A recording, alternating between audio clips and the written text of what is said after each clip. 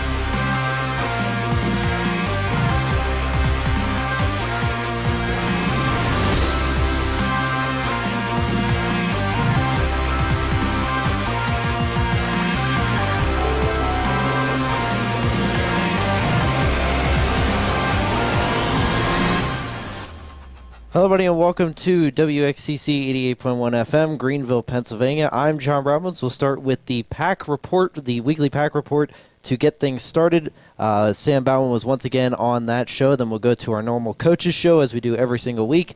And we'll be right back with myself, Jonathan Koss, Emma Kanata back in the studio, and then everybody with TCTV today, helping us through a wet Saturday afternoon during fall break for this one. So to the Pack Report we go, right here on WXCC 88.1 FM, Greenville, Pennsylvania.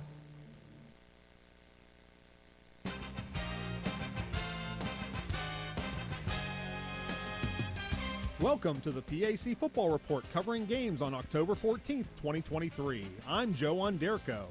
This week we will look back at Week 6 football games last Saturday in the President's Athletic Conference, while also previewing Week 7 gridiron action this coming weekend.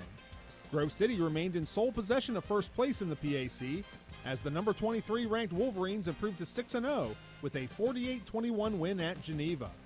Carnegie Mellon scored the second highest point total in school history, rolling past Thiel 80-22. W&J and Case Western Reserves joined CMU a game back of Grove City as the Presidents held off an Allegheny comeback effort to prevail 35-28, while Case pitched a 19-0 road shutout at St. Vincent. Finally, Westminster celebrated a 42-7 homecoming win over Bethany. Waynesburg had the weekend off. PAC Player of the Week laurels for Week 6 went to Allegheny senior wideout Declan O'Brien on offense, senior linebacker Thomas Corey of Carnegie Mellon on defense, and junior defensive back Zakai Simmons of W&J on special teams. Earning PAC Newcomer of the Week recognition was CMU freshman wide receiver Brendan McCullough.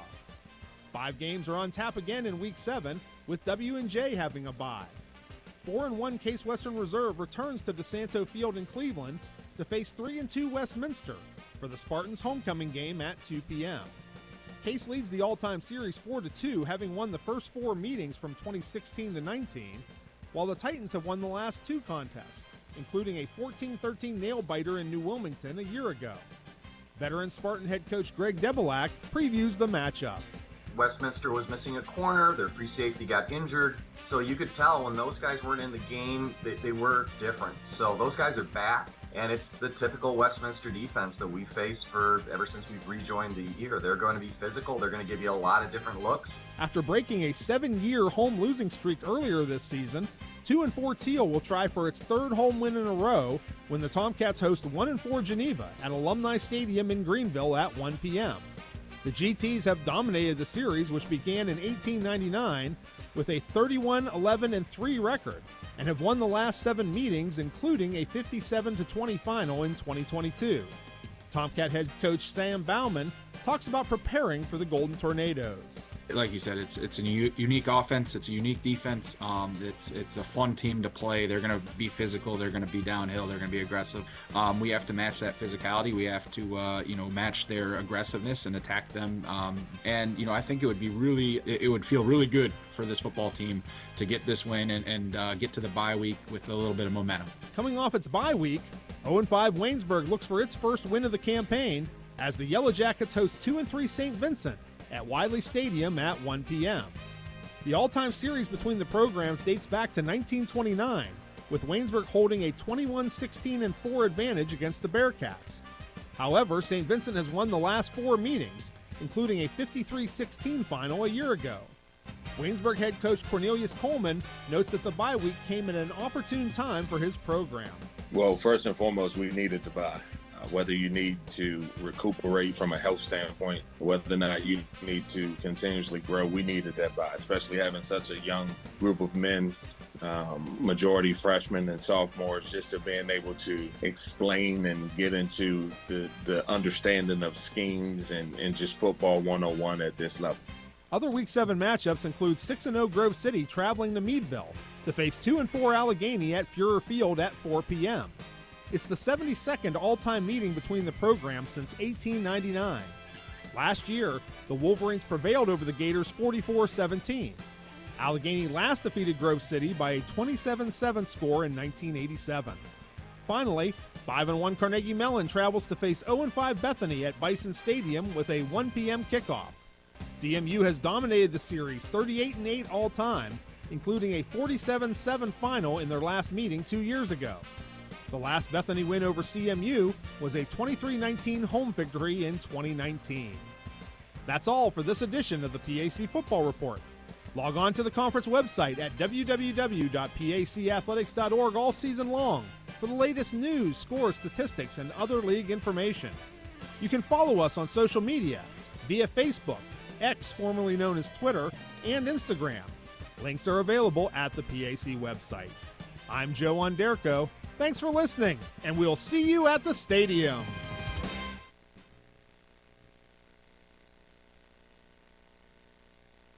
Head coach of the Tomcats, Sam Bauman. Big game going this week with Geneva.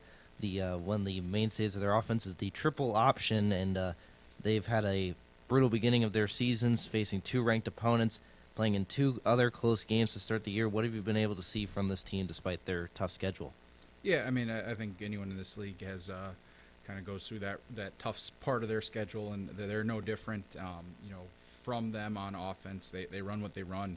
They do it really well.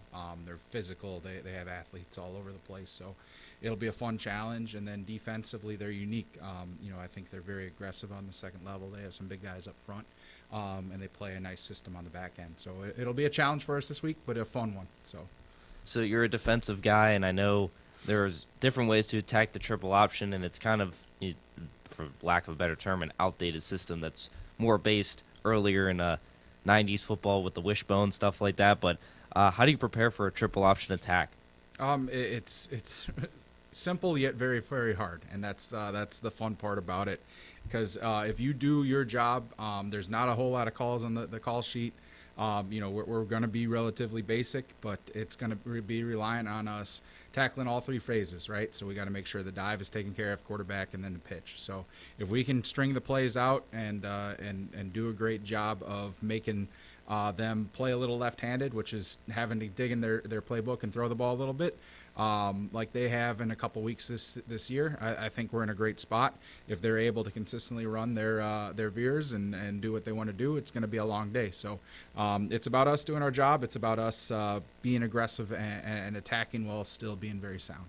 Yeah, and speaking about passing the ball, how do you stay mentally balanced when going against such a run-heavy offense? Yeah, and it's for our corners, their job is to stay over the top of their number one receivers, and that's when you see 10, 11, 12 runs in a row, and then all of a sudden you get the vertical passing game, that can be mentally challenging. So it's just making sure that they stay focused in the game. They continue to come up in the little run support that they have to do while taking away their vertical passing game. So it's going to be a challenge for everyone on the football field, but it's going to be a fun one, that's for sure. And flipping to the offensive side of the ball, despite the loss, the offense matched the season high in points last week. How do you feel about the offense coming into this game?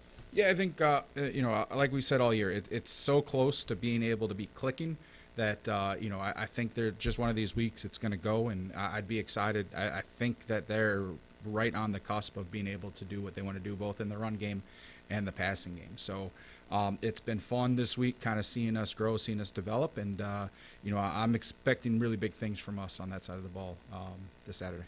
And looking at Geneva's defense, they rank last in pass yards allowed in the pack. Is there any plan to attack them through the air? Oh, absolutely. I think we always come in with a nice balanced attack. I think there's definitely positions. There's definitely situations where we can definitely take advantage of what they're doing on their back end, but they're also aggressive. They always have DBs who have a ton of interceptions. So we have to be smart with how we attack them, but definitely want to get after them a little bit. And now this is the last game before the bye week. How does a solid performance or win here help the team going into the break in the latter portion of the season? I think it's huge. There's pressure every week. Every week you want to win. You want to go 1-0, as the old football cliche goes.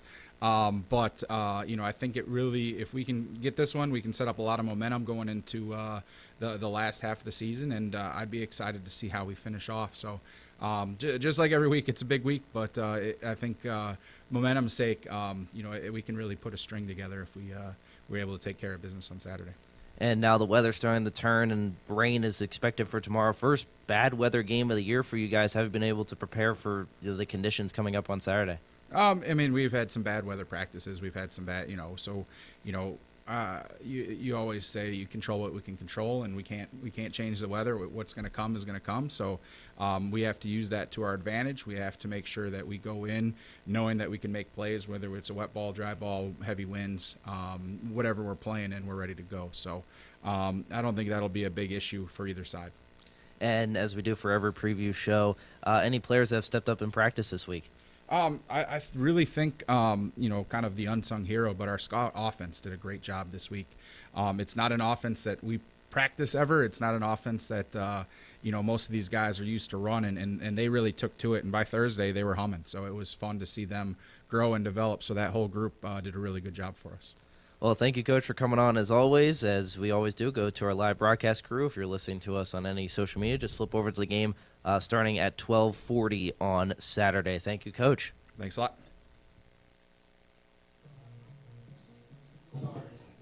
John Robbins, Jonathan Koss here at WXCC 88.1 FM, Greenville, Pennsylvania. That was the Coach's Show with head coach Sam Bauman and the Pack Weekly Report, as they always do every week. This week was Sam Bauman, so we thought we'd feature it once again on our pregame show. John Robbins, Jonathan Koss, Emma Kanata back in the studio as the Thiel Tomcats take on the Geneva Golden Tornadoes on a rainy Saturday afternoon, the first bad weather game of the year for the Tomcats.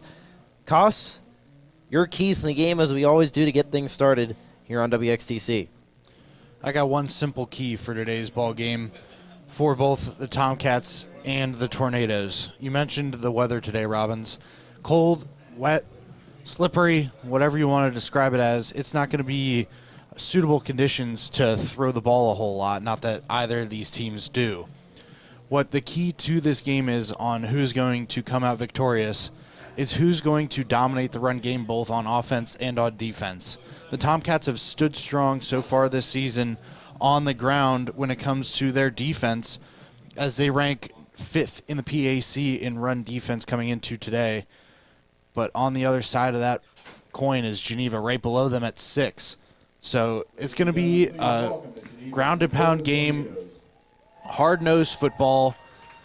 It's going to be interesting to see how much the pass game comes into play, because I don't know how much you were watching pregame, Robbins, but Geneva was trying to throw the balls to their receivers, but combination of the gloves and the conditions, the balls are just slipping out of receivers' hands. So with that being said, special teams also could be a major factor in today's ball game, making sure you field the ball cleanly and just set your team up in field position. If I'm the Tomcats, I'm fair catching every single kickoff.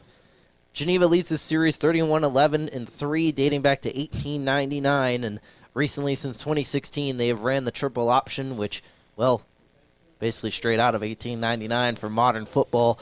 That's what they do. It's what they're known for. But last year, they just threw the ball around the yard when they beat the Tomcats 57-20. Brutus Oglevivi had 4 for 7, 202 yards, 2 touchdowns with 6 carries for 57 yards and 2 TDs. So they were able to throw the ball around very effectively against the Tomcats last year, mostly led by Kaiser Brandt, 3 catches, 117 yards. He wasn't able to get into the end zone, but he is listed as a running back today for the Geneva Golden Tornadoes. My questions coming into this game for the Thiel are, can they contain the triple option? It's not a type of offense that you see every week, if ever, really, in this conference. If anything, you see any option plays, it's a lot of zone reads, a lot of read option RPOs, but the triple option is a whole other animal that Geneva brings to the table. And how does Thiel recover from their embarrassing loss last week, and who's the starter at quarterback? Could we see our 4th different starting quarterback this week, with Scott Oliver potentially in the cards to start for the Tomcats, with Joey Fell questionable, but looked like he was good pregame, so we'll see which quarterback they go to on the first drive for the Tomcats as we anxiously await. As you mentioned, passing the ball around, if they give the ball to Scotty Oliver, they're going to have to take that into account with the weather and what he can do as a quarterback. Is he accurate enough with the ball being a little bit slippery and the weather conditions not being great for their receivers? But we'll have to see what happens going into their first drive. But last game before the bye week, and we're currently on fall break, Koss, so one more game, then we'll go home for a little bit, and I think some of us would be very happy to not hear us for another week. Yeah. As we wait the start of this game, we'll step aside here on WXCC and then come back with the rest of the pregame show and the starting kickoff here at Alumni Stadium between Thiel and Geneva. This is John Robbins, the voice of Thiel College football, and you're listening to WXCC 88.1 FM, Greenville, Pennsylvania.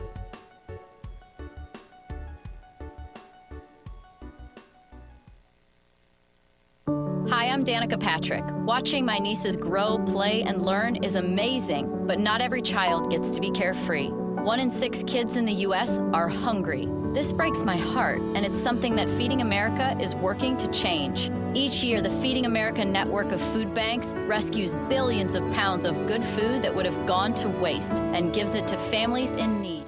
To help, visit feedingamerica.org. Brought to you by Feeding America and the Ad Council. Jill, why don't you tell the class what you did this weekend? Well, my dad and I went in search of some magical minnows and found a zillion of them in the stream from our lookout rock. Then my sister and I escaped from an evil slug king and went back to my super twig fort for safety.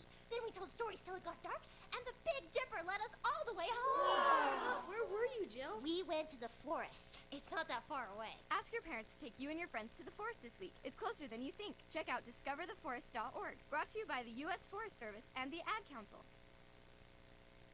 John Robbins, Jonathan Cause says the Tomcats enter the field, white helmets, blue jerseys, white pants, gold numbers, white trim with Tomcats across the chest, and pink accessories for Breast Cancer Awareness Month by the Tomcats. On the far side, Geneva with their black helmets, white jerseys, black pants with gold accents and black numbers to get things started between these two teams. Cause, any final thoughts before we get started between the Tomcats and the Golden Tornadoes? Yeah, we don't know exactly who's going to start at quarterback for the Tomcats today, but based on, obviously, the weather and just the scheme that I think the Tomcats are going to go for today, I would assume that Joey Fell is going to be the quarterback for them. Obviously, we don't know, so take that with a grain of salt till the Tomcats go out on offense first, but I would say that Joey Fell fits in more with the scheme that they're looking to do here. Scott Oliver, he can sling the football, but when he slings it, he is throwing it hard. And when you throw it hard to receivers that don't catch a whole lot of passes throughout the year, not that that's their fault, but the Tomcats just run the football a lot, it's a recipe for balls to get through the hands and potentially tipped up and going the other way with interceptions and so on. So I think the Tomcats are going to go and play it conservative, go with Joey Fell, throw the ball a handful of times, but overall I think he's going to be in there running the football like we're used to seeing him do. Yeah, you mentioned how the Tomcats run the ball, so does Geneva, but Tomcats dominate the time of possession in this conference. So something to look out for. Who dominates the time of possession today, considering both these teams? That is the main point of their offense and how they succeed as a team, getting the ball away from their defense and letting the defense make stops and just grinding that clock down and keeping it low scoring. It'll be very interesting to see what happens here as Tomcats rank second in time of possession behind the league-leading Grove City Wolverines, which no shock there as they're gunning for a playoff spot with a couple games to go. They basically have clinched it up, beating the other powerhouse teams in this conference to, basically clinch the conference in week 5. Yep. So we'll have them later this year when they come to Alumni Stadium. But for right now, the Tomcats kicking off to get things started, going left to right. Preston Lefkowitz to kick us off for the Tomcats. They'll be going left to right. One returner back deep for the Geneva Golden Tornadoes. That is Hilton McLean Jr. with the senior receiver coming in for Geneva to get things started.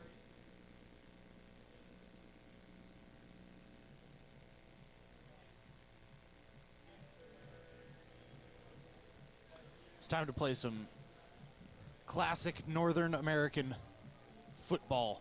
This is football weather, Robbins. Oh, northeast, rain-soaked weather here in Greenville, Pennsylvania. Lefkowitz will approach the ball, get things started. End-over-end kick goes to the near side of the field, hits the turf at the 10-yard line, will be returned by McLean Jr. He gets up to the 20, the 25, the 30, breaks free of a tackle to the 40, and he'll be wrapped down just past the 40-yard line at the 42 to get things started. He missed one. An electric start from McLean Jr. And a tackle made by Jake Badger, the local product from Mercer, Pennsylvania.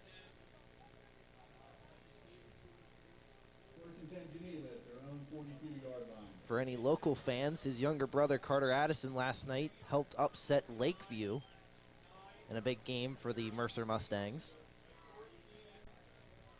Another team that runs a option offense in this area. Brutus Oligvi under center. 2 wing backs in this formation. He'll hand it off to the fullback who barrels forward, and he'll be wrapped down by Dane Jordan, assisted on the back end by Jared Caricio. And a nice gain, the type of gain you want in a triple option offense. Sets up second and short. The way the Geneva offensive line is set up, they're just looking to play power football. Their guards are offset a little bit further back than normal for a classic formation. It's almost like they're off the line of scrimmage. Ogilevy sends a man in motion. He'll keep it himself on the pitch and he'll drop the ball. And a loss, nearly fumbled it away as he looked for the pitch man, Logan Kent, on the initial read to the fullback, David Reed III. Yeah, the Tomcats did a good job disrupting that, but that was more the Geneva Golden Tornadoes shooting themselves in the foot there. That ball just got away with them with this slippery conditions. That's something to definitely keep your eye out on or for throughout this football game. 3rd and 9 for Geneva. Early in this one, moving right to left in their own side of the field at the 43. He'll step back to throw. Leve throws it on a curl route. He'll catch it at the first down marker. Back up and gets it. 1st and 10 for Geneva. And the passing ability for this offense suddenly comes alive as he gets it off to number 2, Luke Krumbacher, the junior wide receiver. 2 wide receivers on the far side in this formation as they set up under center. 2 running backs in the backfield, including the fullback behind Oligvi. That's Reed the third. He'll take the snap, flips it over to the far side, has some space, tries to get around the corner. He'll be flipped at end over end by Raymond Jackson and dropped for a short gain. That's something Raymond Jackson does really well. He has great pursuit angles in the run game from that deep safety position opposite of Darnell Jordan. He just comes in there and cleans up what the defensive line is not able to for the Tomcats, and he showed it off right there. 2nd and 8, following the 2-yard gain. Under center, Levy takes the snap, flips it to the near side to Reed the third. He has a lead blocker, tries to get around the corner, cuts to the outside. He'll be met and dropped for a gain of 2. Once again, sets up 3rd and 6. And if you're a triple option offense, this is not the yardage that you want. That's a big boy in the backfield for the Golden Tornadoes. That's a hard man to bring down Reed. And he showed it off there. He was able to get rid of a tackle, but as you mentioned, just too many Tomcats in the area to not be able to get out of that tackle, and they're going to have a long 3rd down. And like you said, Robbins, run-heavy offense. It's interesting to see. He'll hand it off the middle. He actually keeps it on the read and gets forward and gets the 1st down, and they execute on 3rd down with Levy's speed, and he'll lean forward, sets him up inside the 35-yard line. 1st and 10 for Geneva. Tomcats got caught keying to the fullback on that one. Didn't realize that the quarterback can take off himself, and he got plenty of yardage for the 1st down. Levy reads the defense. 2 wingbacks on either side of this triple option formation. 2 receivers, 1 either side of the line. He'll hand it off to Reed the third, who snapped up after a short gain. The only loss for this offense was a fumbled handoff.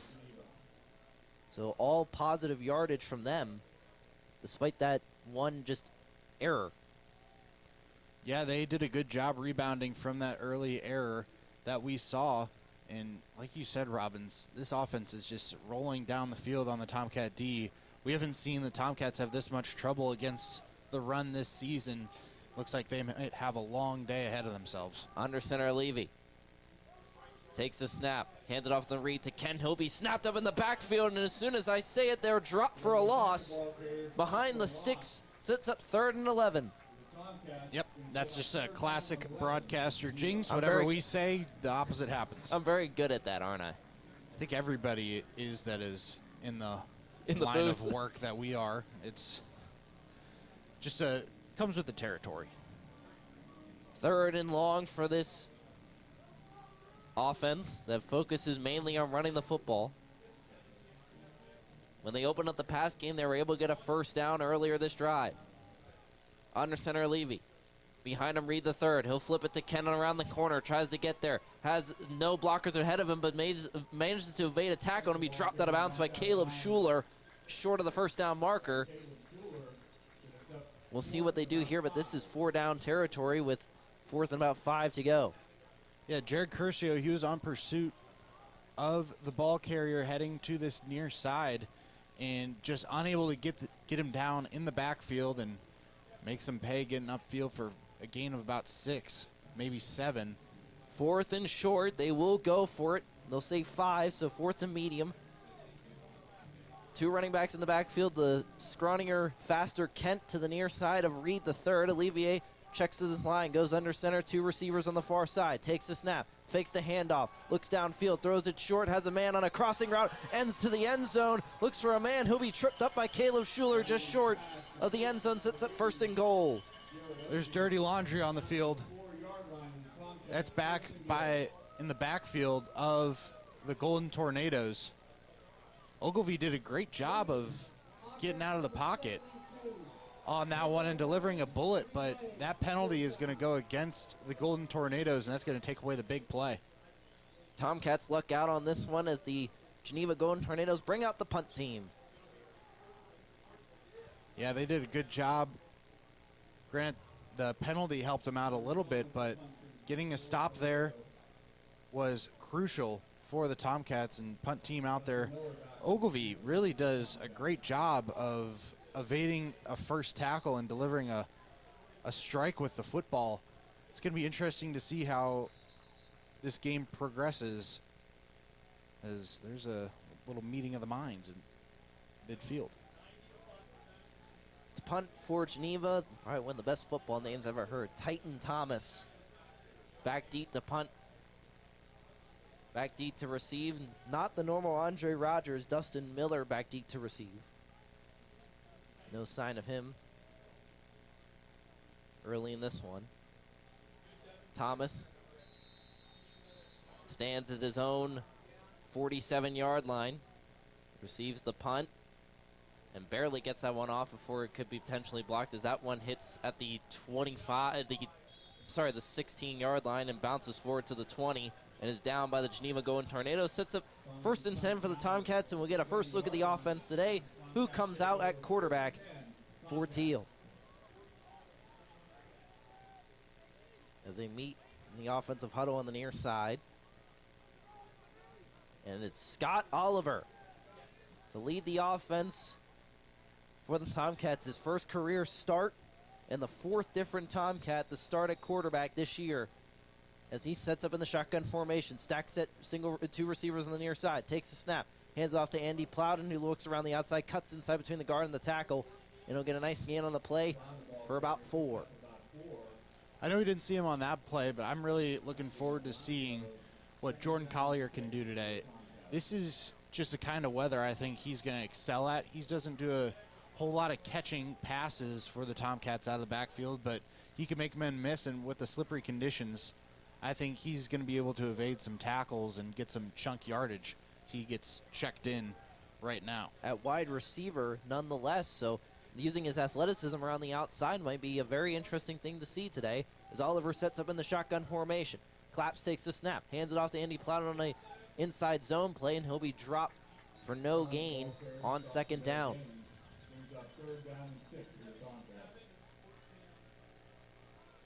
So it's going to be 3rd and long now for the Tomcats after back-to-back runs. Scott Oliver hasn't been able to show off the cannon that we were talking about in the pregame. Looking forward to seeing when he unleashes one. It's primed down and distance for a pass here, but you never know with this Tomcat offensive coaching staff what the play call will be. 3rd and 6, shotgun formation for Oliver. 2 receivers on the far side. One on the ear is Jamar Jeter. Claps takes a snap, trots back. Oliver has time to throw over the middle of the field. Has a man, and that one slips through the hands of his intended receiver. Incomplete. Andrew Dupree, the freshman tight end, originally listed as a linebacker for the Tomcats. Just has the ball fall through his hands. A perfectly placed pass by Scott Oliver. Yeah, good pass from Scott Oliver. He led him a little bit too much into the middle of the field. We've talked about this a handful of times this year with the Tomcat quarterbacks. That was a hospital pass to a T, as Dupree was getting lined up by one of the secondary members for the Golden Tornadoes as he was unable to bring that ball in.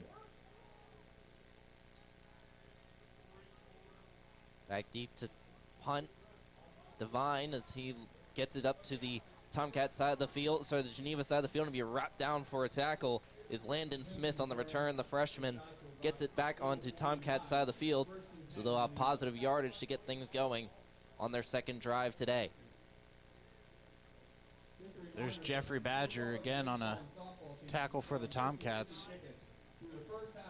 Really a standout for the team on the special team side of things, which is really a unsung aspect of the football game that, I mean, we saw last week. It caused a lot of problems for the Tomcats. He'll take the snap, gets it to the first read to Reed the third, and he'll be upended by Dane Jordan. What a tackle by him to flip him forward. He had a lot of green ahead of him if he got past Dane, and luckily he was there to bring him down. Got a flag on the play on the far side, 50-yard line. Looks like it might have been against the Golden Tornadoes. Let's see.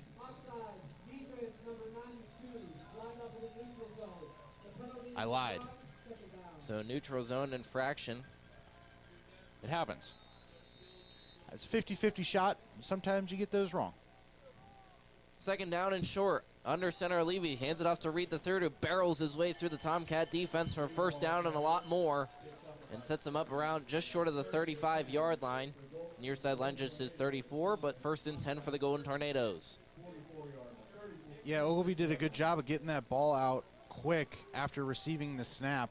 Looked like there might have been a little bit of fumble, but not as much control as he would have liked to hand it off, but trusted his fullback Reed to take the ball and pound it up the middle for a first down for the Golden Tornadoes. Under center, Levy takes a snap, drops back, looks over the middle of the field, has a man. That one's tipped in incomplete by Raymond Jackson, as the intended receiver looks for a flag. We'll get you a name on him. Darian Myers, listed as a quarterback but playing receiver. Sets up second and 10. 7:18 to go, first quarter, tied at 0. Geneva driving. Ball the Tomcat 36-yard line. Under center, Levy. Behind him, Reed the third. Two receivers on the near side. Sends a man in motion, that's Kent. He'll hand it off to Reed the third, who's undercut at the line of scrimmage by Randall Miller for a gain of about 4. The Tomcats are doing a good job trying to take away the middle, but the part of the triple option that isn't quite being keyed on is that man in motion for the Golden Tornadoes. And Ogilvie, he could take it himself too, pitch it off. So there's a lot of things that the Tomcats need to keep in mind. And a false start against Geneva. That should help the Tomcat cause. Zach Martin called for that one, the senior right tackle. It's a great name for an offensive lineman. Yes, it is. Zach Martin, offensive lineman for the Dallas Cowboys currently. Yes.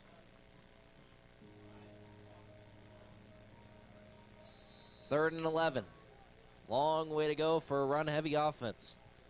6:49. These are the types of positions that you want to be in as a defense, especially against an offense like this, but Levy has a very good job and no problem with stepping back and throwing the ball around the yard a little bit as he sets up under center. Sends a man in motion, that's Kent.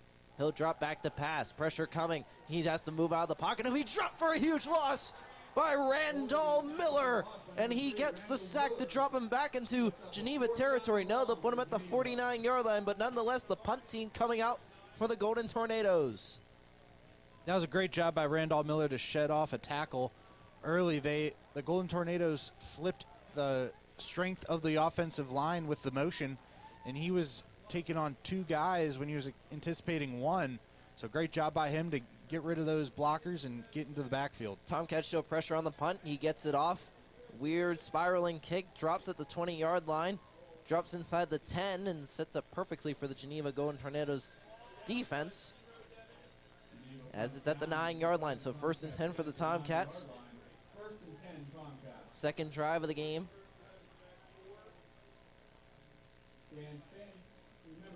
They're going to need some more offensive production than what they got last time out there. 2 runs to Andy Plowden and a missed pass by Scott Oliver, and the next thing you know, the Tomcat offense was off the field. Joey Fell checks in at quarterback. Might be a alternating drive scenario as he sets up in the shotgun formation to the near side. Andy Plowden, 2 receivers on the near side. Fell in the shotgun. Fakes the first clap. Takes the snap. Hands it on and an end around. No, he keeps it himself. Runs up the middle of the field. Gets a gain of about 3 or 4 on the play. One thing that might play a factor in this football game is the Geneva Golden Tornadoes. Their defense goes up against their offense all week in practice. And what does the Geneva Golden Tornado offense run, Robbins? The option. That's a thing the Tomcats have been trying to implement a lot this season. And you see it there. Not a whole lot of success. Only a gain of 2, maybe 2.5. So it's going to be interesting to see how that shakes out throughout this football game. Collier to the near side of Fell. Fakes the first clap. 2 receivers on the near side. He'll hand it off to Collier. Breaks up the middle of the field. Makes a man miss. And nearly breaks free of a tackle in the secondary. And gets the first down. And keeps this drive alive. But boy, he had a lot of green ahead of him if he was able to get by the Golden Tornado defender. Looked like Daniel Gusevich, who came up with the tackle. Yeah, like we said, Robbins, Jordan Collier, he's the quicker of the 2 backs, or the 2 primary backs that the Tomcats use. In my opinion, these conditions favor him over an Andy Plowden-style runner. And we know this turf at Alumni Stadium is one of the slickest in the pack as he gets it off to Collier on the handoff and gets a gain of about 3 or 4. That pile just kept moving forward. Just kept those legs moving as Collier is brought down.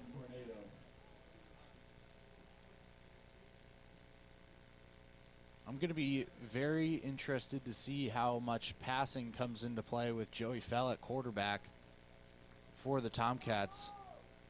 Haven't seen him pass the ball a whole lot, and when he has, it's been for moderate gains. Breaks the first clap, gets it on the second, throws on a screen pass to Jordan Collier, has some blockers around the outside, gets around to the third, nearly to the 30 at the 29-yard line, just short of the first down marker, sits up 3rd and 1. Jordan Collier off to a hot start. It's a lot of fun watching him have a ball in his hands in space on the football field. He does a great job of getting to that second level of the defense really quick. Sometimes it could be to his detriment as he outruns his block sometimes, but on a screen pass like that, it's designed so he cannot outrun his blocks. Shotgun formation for Fell, 3rd and short. Geneva shows pressure. He'll hand it off to Collier. No, keep himself. Throws on the screen. Pass to Donnie Pattison, and it falls through his hands. Definitely part of the slick conditions today, as he had a lot of green ahead of him, and the punt formation coming out for the Tomcats. That's one thing you just can't do if you're the Tomcats, is throw the football behind your receiver in these conditions. You're already making it hard on them by throwing a wet football on a cold day, but you got to throw it where they can catch it for a higher percentage behind them. Donnie Pattison's great at catching a football, but I don't think anybody's great at catching footballs behind him. And Devine gets a nice punt off, ends up at the 40-yard line. He'll be hit immediately by Chase Lawler. What a hit by the junior receiver on the punt team to just lay him out. No fair catch was called.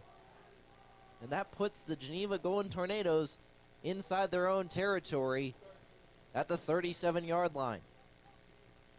Yeah, I mean, all you can say on that is Lawler came down flying. He's a great athlete. We've talked about that a lot this season. Seen him make some incredible plays on the offensive side of the football. That's the first time, I believe, we've called his name on special teams, at least on the defensive side of things. He's returned kicks, but I don't know how many kicks he's defended. Levier looks to pass, looks to the far side, has a man one-on-one coverage. McLean is there. That one's intercepted by Caleb Schuler. With Justin Logan out, they call upon Schuler, who hauls in the interception. 1st and 10 for the Tomcats. And they go back to work on offense. You got to think that had something to do with the conditions. That ball was underthrown. He had a man deep. It wasn't necessarily the longest of passes. You'd think a quarterback at this level could make a play downfield that far. So the conditions playing a factor as Caleb Schuler is able to come in big for this Tomcat offense. As him and Dane Jordan and our Tomcat all dance on the near sideline, the Tomcats go back to work. Joey Fell, shotgun formation. Power pistol formation to the near side with Andy Plowden behind him. Takes the snap, looks to the near side, throws on a screen pass to Plowden, tries to get around the outside, runs into his own blocker, and is dropped for a loss. Yeah, just not the way that play is supposed to be designed. Andrew Dupree, he's the lead blocker on that screen to the near side. He just got blown up by a Geneva defender, causing Plowden to not be able to turn up field and get a gain on the play. It's going to be a loss of 1. Tomcats line up to do it again. 2 receivers on the near side. Shotgun formation for Fell. Plowden to the near side. Takes the snap. He'll keep himself on the read option. Tries to cut outside. He breaks through of a tackle up to the 35. He's hauled out of bounds as he leans forward to the 36. The near side line judge will give it to him.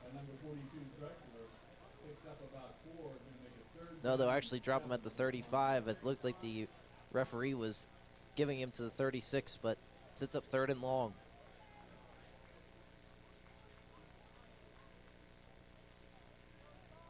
Tomcats haven't had a whole lot of success on the ground so far today, other than the one big Jordan Collier run for a 1st down, which was about 8 yards or so. So they're going to need to do a better job of establishing the run game on offense. Collier in at wide receiver in the slot on the near side. Takes the snap, drops back. Fell looks to throw, steps up in the pocket, has a man over the middle of the field. That one's cut by Blake Joseph in a diving effort.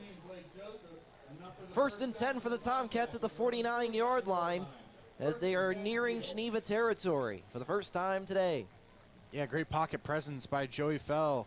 I really like the fact that he stayed in the pocket. He didn't try to escape after 1 or 2 seconds like we've seen. He's really maturing as a signal caller for the Tomcats. 1st and 10, 2 receivers either side, a balance set with Plowden to the far side. Fell throws to the near side on an in route, and that one's caught by Jamar Jeter as there is a player down on the field.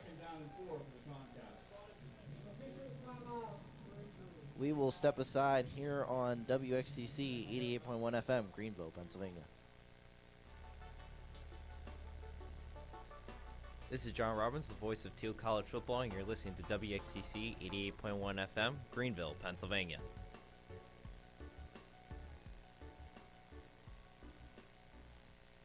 Jill, why don't you tell the class what you did this weekend? Well, my dad and I went in search of some magical minnows and found a zillion of them in the stream from our lookout rock. Then my sister and I escaped from an evil slug king and went back to my super twig fort for safety. Then we told stories till it got dark, and the Big Dipper led us all the way home. Where were you, Jill? We went to the forest. It's not that far away. Ask your parents to take you and your friends to the forest this week. It's closer than you think. Check out discovertheforest.org. Brought to you by the U.S. Forest Service and the Ad Council. Christian Goody is helped off the field by his teammates. He'll seek further attention on the near side sideline. Hopefully everything is okay. He went down in heat, but it was walking on his own power. Just seems to be walking it off. Sets up 2nd and medium for the Tomcats. Shotgun formation for Fell. 2 receivers on the far side. Chase Lawler, the lone receiver on the near side. Fell takes the snap. And that one will hit the turf, but picked up by Andy Plowden. He'll try to get back to the line of scrimmage, but ends up in a loss on the play. After a good gain on the first play, you look for your offense to go out there and do it again. You don't want to go backwards on your second play from scrimmage in a giving set of downs. So the Tomcats are going to have 3rd and what looks to be about 6 or so separating them from another first down here to keep this drive alive as they look to have found something on offense.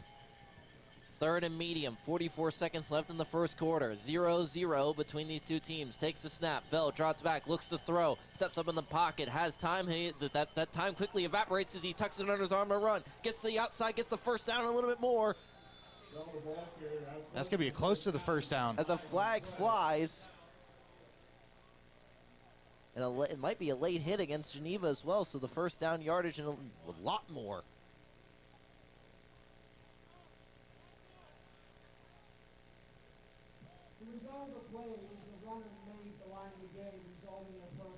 So 1st and 10.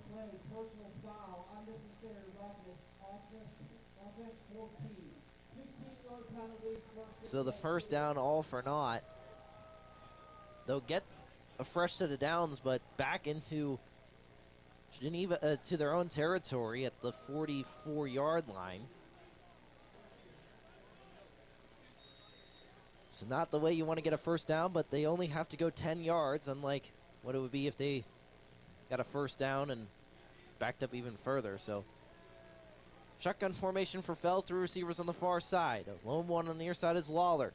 He'll take it under his arm. He'll make a first man miss, but the second effort by the Geneva Going Tornadoes drives him into the earth.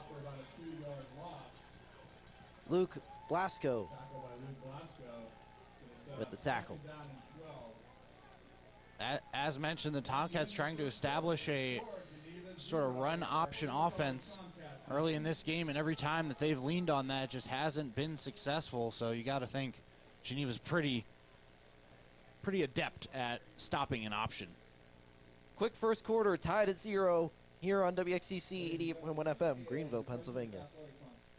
Okay, forest animals, kids are coming to the forest, and it's up to us to make their visit a good one. Sparrow, have you practiced the most popular bird songs for the year? Of course. Catchy. I like it. River, how's the temperature? It's a refreshing 52 degrees, man. I love it. Turtle. He's not here yet, man. He's late every morning. Okay. Squirrel. The forest has been preparing just for you. To learn more about cool things to do in the forest, visit discovertheforest.org. Brought to you by the U.S. Forest Service and the Ad Council. John Robbins, Jonathan Cost. The start of the second quarter coming up between the Geneva Golden Tornadoes and Thiel Tomcats, game tied at 0. If you experience a problem caused by the actions or words of another spectator, please report it to the event management representative. They're going to have second and long due to the Tomcats. One thing that they haven't really been able to do today is that option. We talked about it before we took that break, but Geneva just feels like they have a sixth sense when it comes to sniffing out an option from an offense. So they're going to need to dig deeper into the playbook to get some offense going for the Tomcats. 2nd and 11. Fell hands it off to Andy Plowden, cuts to the outside, works his way back to the inside of the field, and that one we dropped just past the 45-yard line at the 46. Sets up 3rd down and long. 3rd and long from the middle of the field. This seems like an obvious passing down. Or 4-down territory. Yeah, if I'm the Tomcats, I'm subbing in Jordan Collier and I'm throwing a screen to him. Because with this down and distance, you got plenty of green to work with. You'd think that the Golden Tornadoes are going to play a little bit deeper in their secondary to prevent that first down. So I wouldn't be surprised if the Tomcats try to go short and let their playmakers make a play. Sends a man in motion, that's Jamar Jeter. He looks to him on the near side. Fell will take it under his arm and run. Breaks free of a tackle, keeps pushing forward, leans for the first down marker. Looks like he got it, and he did. 1st and 10 for the Tomcats. Joey Fell goes to work. After being pulled last week, he has taken the opportunity and the bull by the horns and has made some pretty large chunk plays for the Tomcats to get some first downs. I like the move by Joey Fell to tuck it, but he had receivers downfield if he just waited an extra half second. So maybe that poise in the pocket that we saw earlier didn't stick. That one thrown to the outside route to Chase Lawler. Breaks free of a tackle, has some green ahead of him. He'll be cut from behind and at the 20-yard line. 1st and 10, they'll say he's down at the 22. He's kind of slid forward just outside of the red zone. 1st and 10 for the Tomcats, and they are threatening. Those are the passes that Joey Fell has to make, and he made one there. Great ball to Chase Lawler, who's one of the best pair of hands on this team for the Tomcats. He's able to catch almost anything that's thrown his way. Takes the snap. He'll hand it off to Plowden and has a couple lead blockers, but that doesn't matter as the near side of the line crumbles to the Tomcats, and they'll get some pressure behind and wrap him down. Still leaning on Andy Plowden as the primary back for the Tomcats as Jordan Collier comes in, but Andy Plowden's still on the field, so they're going heavier set. They got Dupree out there too. And just as I say that, Dupree comes back out. Jeez, we're big on the announcer jinx man, today. I can't find a cue to stick right now. Man. Shotgun formation. Collier has it lined up as a wide receiver. Fell looks towards the end zone to Donnie Patterson. That one's hit out of the air, incomplete.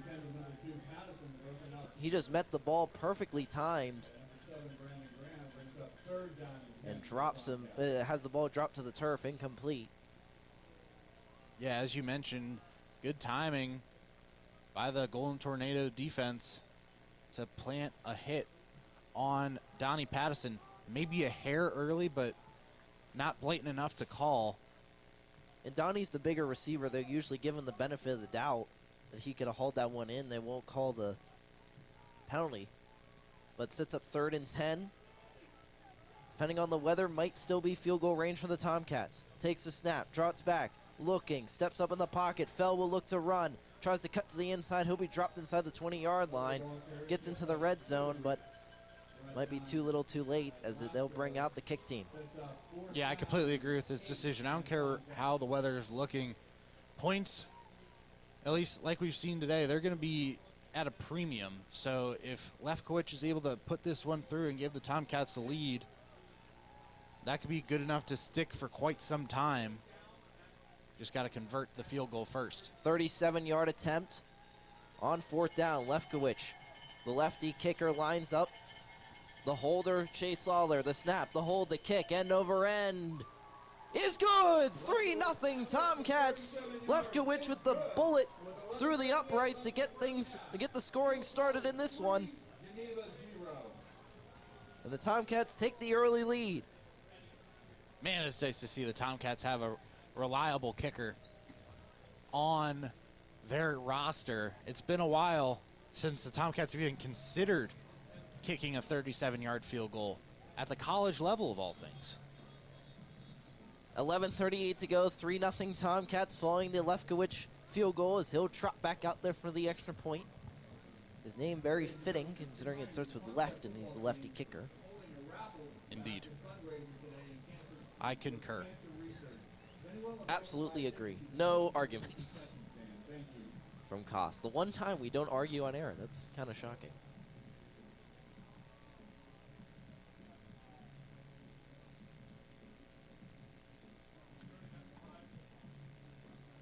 To kick off, McLean back to receive the kick for Geneva. McLean back deep to receive, had a big return to start this game. End over end kick gets up to the 10-yard line for McLean. He'll return it out up to the 15, the 20, the 25, the 30. Gets around to the outside and he pushed it out to the 31-yard line by Thomas Wilson.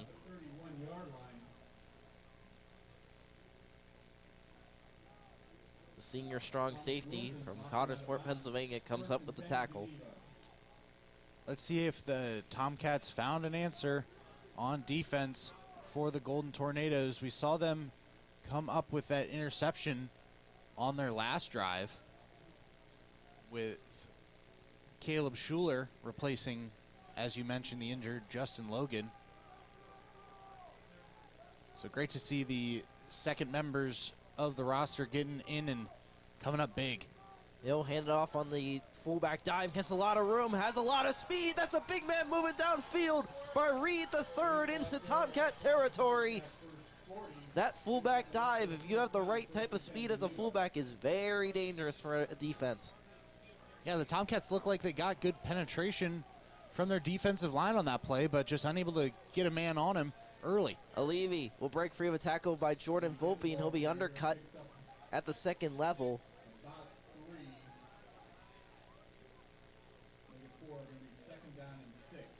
They're leaning heavily on Reed, and he's going out to get a much-needed rest. Clark drops him for a loss.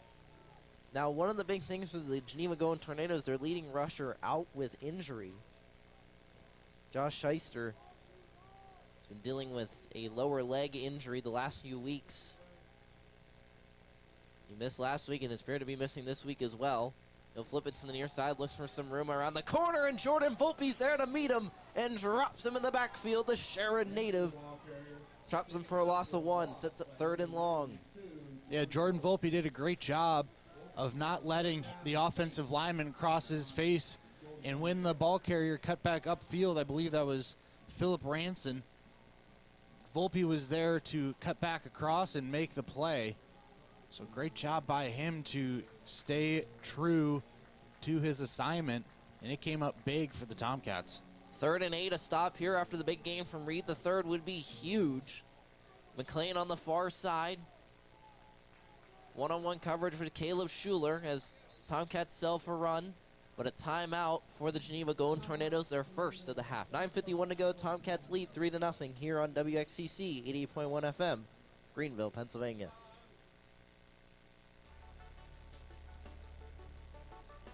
This is John Robbins, the voice of Thiel College football, and you're listening to WXCC 88.1 FM, Greenville, Pennsylvania.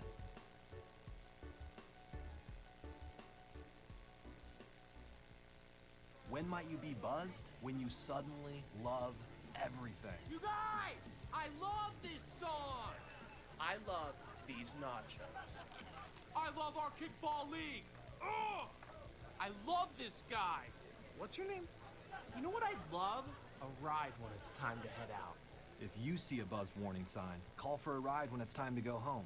Buzz driving is drunk driving. A message from NHTSA and the Ad Council. I love your car. Is this real leather? Under center, Levy. 2 receivers on the near side on 3rd down and long. He takes the snap, hands it off to Reed the third, and he'll be dropped short of the first down marker after getting a decent gain on the play. But definitely sets up 4 down territory for the Geneva Golden Tornadoes. Great job by Luke Faber and Randall Miller to bring down Reed. That's not an easy task, and they were able to do so as the offense, they're going to stay on the field for this 4th down. No shocker here, as they're definitely in 4 down territory inside the Geneva 35-yard line. Under center, Levy has about 5 to go for the first down marker. 2 receivers on the near side. They check after reading the defense. He lines up under center. Takes the snap, drops back to throw, and another timeout for the Geneva Golden Tornadoes. We'll step aside for a quick break here on WXCC. This is John Robbins, the voice of Thiel College football, and you're listening to WXCC 88.1 FM, Greenville, Pennsylvania.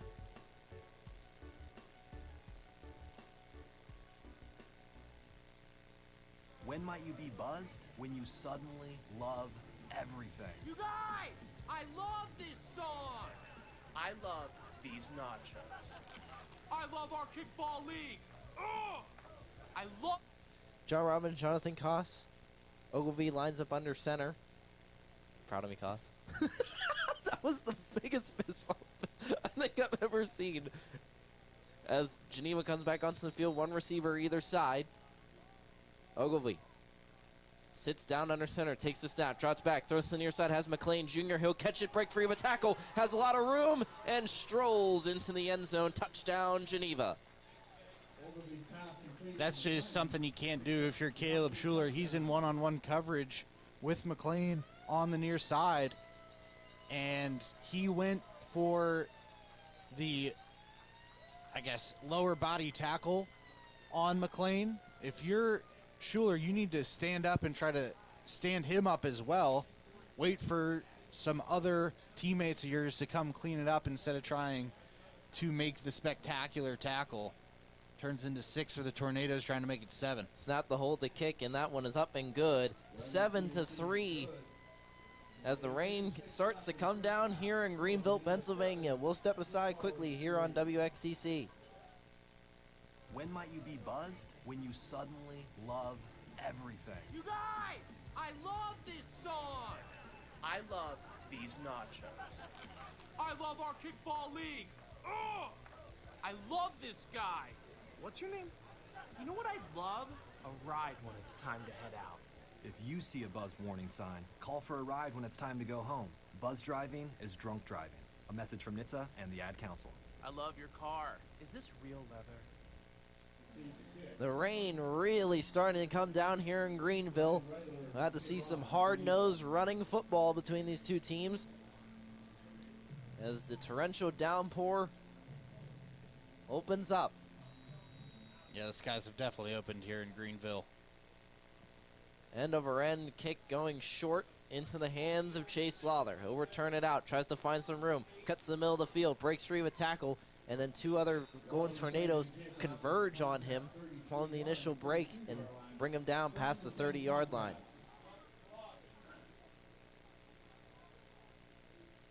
.8:40 to go. We were talking about conditions before this football game. Who would have thought about conditions now? This has just turned into a monsoon here in Greenville, Pennsylvania. So, like you mentioned, Robbins, run game is going to be essential. Clock issue between here at Greenville, 7-3.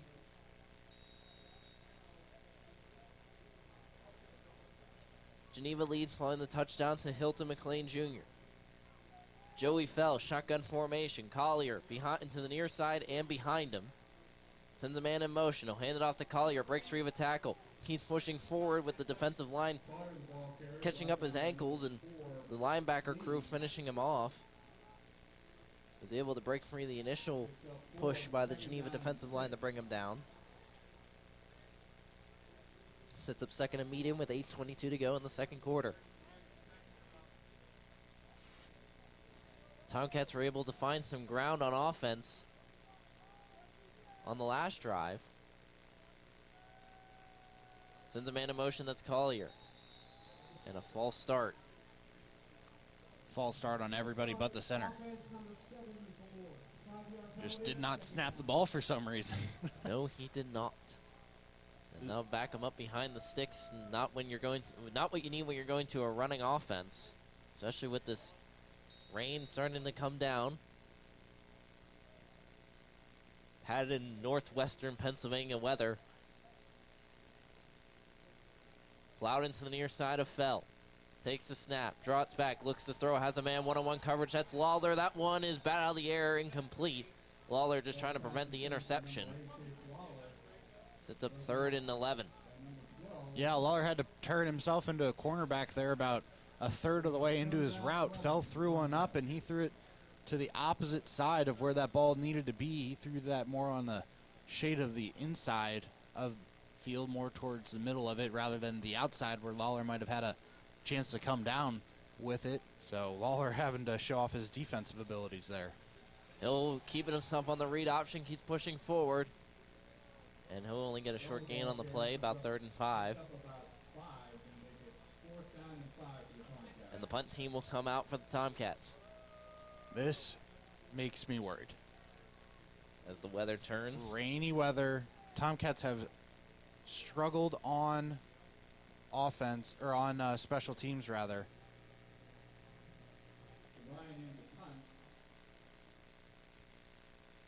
So it's going to be interesting to see if this gets off clean, and it does. Devine's able to punt that to the middle of the field and gets a Tomcat bounce inside the 30 to the 25, and it just keeps rolling maybe to the 20. And they keep pushing it forward, hoping any sort of push. So 1st and 10 for Geneva. So rain has become sideways, hitting our crowd mic, so I had to pull that in. It's under 7 minutes to go in the second quarter. Now with this offense, in reality, if they get enough first down, Geneva could just run out the next half, into the next half, where the Tomcats will receive the second half kickoff. on the Tomcats, I need to go to a 4-man front on the defensive line quickly. And Kent gets the pitch, and he'll nearly get wrapped up in the backfield. Evades the first tackle, pushed out of bounds by Dane Jordan on that far side. Clark unable to fully wrap him down for a loss, so they'll get a gain on the play.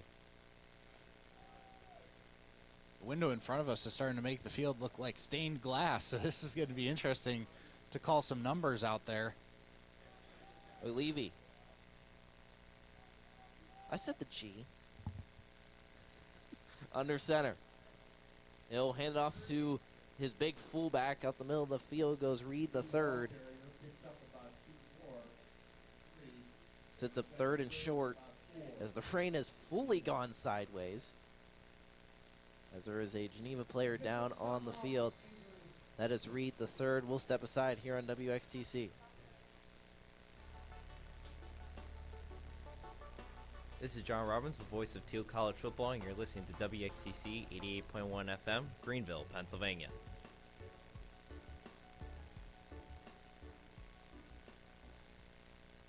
Jill, why don't you tell the class what you did this weekend? Well, my dad and I went in search of some magical minnows and found a zillion of them in the stream from our lookout rock. Then my sister and I escaped from an evil slug king and went back to my super twig fort for safety. Then we told stories till it got dark, and the Big Dipper led us all the way home. Where were you, Jill? We went to the forest. It's not that far away. Ask your parents to take you and your friends to the forest this week. It's closer than you think. Check out discovertheforest.org. Brought to you by the U.S. Forest Service and the Ad Council. John Robbins, Jonathan Koss, as Reed the third goes to the sideline to seek some attention. Hopefully everything is okay with him. Very talented fullback for the Geneva Golden Tornadoes. Out as of right now.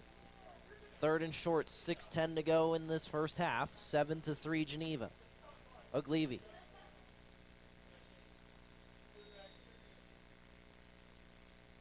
Penalty against Geneva. Yes, a false start. This is really testing our skills This as is. broadcasters. You can barely see through this window right now. Yeah.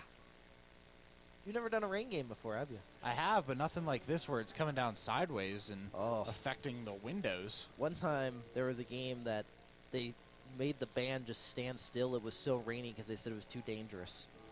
I could not see a single number. I just guessed the whole time. Oglevy. Under center, takes a snap, drops back, throws to the near side of Hilton McLean Jr., and he will haul that one in. 1st and 10 for Geneva. What a catch by McLean Jr. Yet again, Caleb Schuler in on coverage. He didn't do anything wrong there. McLean just did everything right. Under center, Levy hands it off to the fullback. He'll be dropped for a short gain. That carry made by number 33, Philip Ranson, the freshman from Spring, Texas.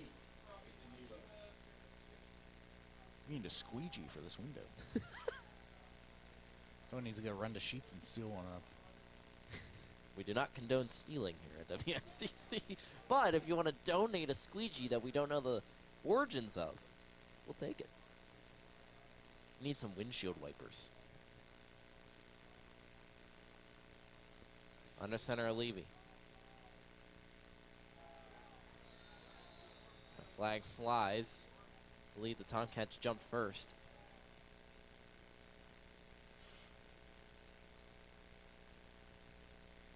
Offside with contact, defense number 90. 5-yard penalty, second down. 5-yard penalty against the Tomcats. It's Darius Johnson. First time in recent memory we've called his name. A lot of young guys getting some rotating into the line due to mid-season injuries. Always something you see at this level, unfortunately. Ogilvy hands it off to the fullback, and he'll drop forward for a first down and about an extra yard on the play. The Tomcats need to go to a 4-man front if they're going to have any success stopping the inside zone plays to the fullback. They're trying to stick it with this 3-man front as long as they can, but I just don't think they're going to have much success with it. if they stick with it. That's Reed the third on the carry. Nice to see him back in the game, going down earlier. Levy drops back the pass, steps up in the pocket, throws it in the middle of the field. That one just hits the turf incomplete. And luckily from the Tomcats, sets up second and long.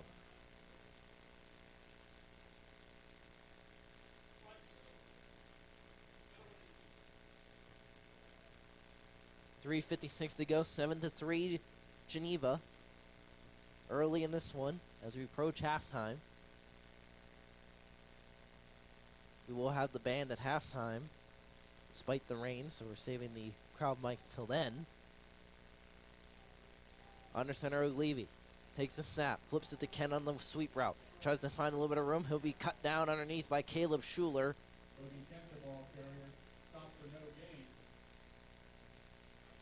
It's going to be 3rd and long now for the Tornadoes. They're going to be on the original line of scrimmage, so 3rd and 10. 3:30 clock rolling for Geneva. Stop here with about 3 minutes to go. We huge for the Tomcats. They do receive the second half kickoff. They're able to garner any points off their next possession if they're able to get a stop here. Oglivie looks to pass, has a man on the near side, and that will be easily intercepted and returned by the Tomcats. Just kind of an arm punt short to the Tomcat side of the field, 1st and 10. That one went a little bit long, caught by Demir Clark, the freshman. Yeah, that ball was thrown right to Clark. It's not raining enough to be able to mix up white and navy blue, but that ball was thrown right to him. Clark had a little bit of cushion between him and the intended receiver on the play, but Ogilvie unable to deliver the ball given the conditions. Demir Clark was there, caught it with the body, went out of bounds, so Tomcats have prime field position with 3 minutes to go. New quarterback, Scott Oliver, back in the game for the Tomcats. Shotgun formation, 3 receivers on the far side, sends a man in motion. He'll take the snap, play action, looks over the middle of the field, throws it, and that will be nearly intercepted. Intended for Blake Joseph, but right in the middle of his path was Derek Sneed, the linebacker. I'm not sure what Scott Oliver saw on that play. That ball was thrown right at Sneed. Hit both hands and maybe the chest of his shoulder pads before hitting the ground. So the Tomcats dodged a massive bullet there. 3:05 to go, 7-3. Geneva leads. Oliver, low snap. That one, he'll just hit the turf and fall on top of it.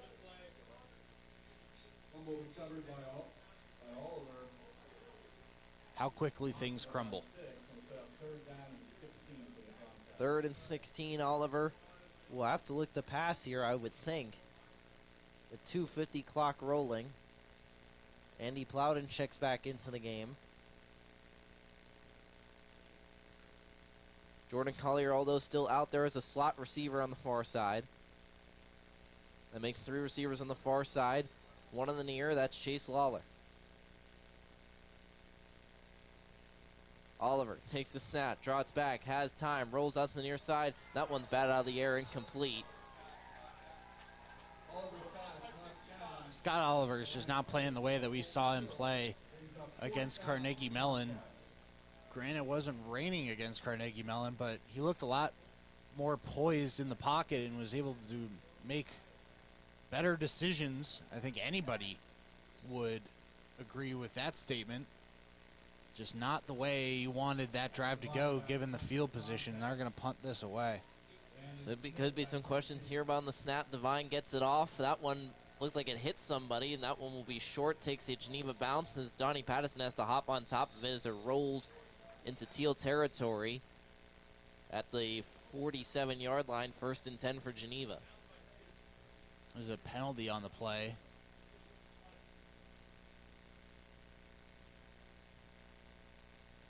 Saw the ref signaling a hold, but don't know if it's going to go against Geneva or if it's going against the Tomcats.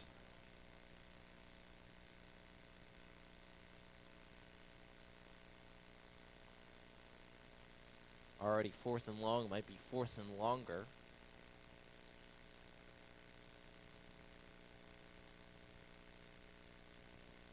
Looks like they're signaling over to the far side, so looks like it's against the Tomcats. As there is a meeting of officials at the 47.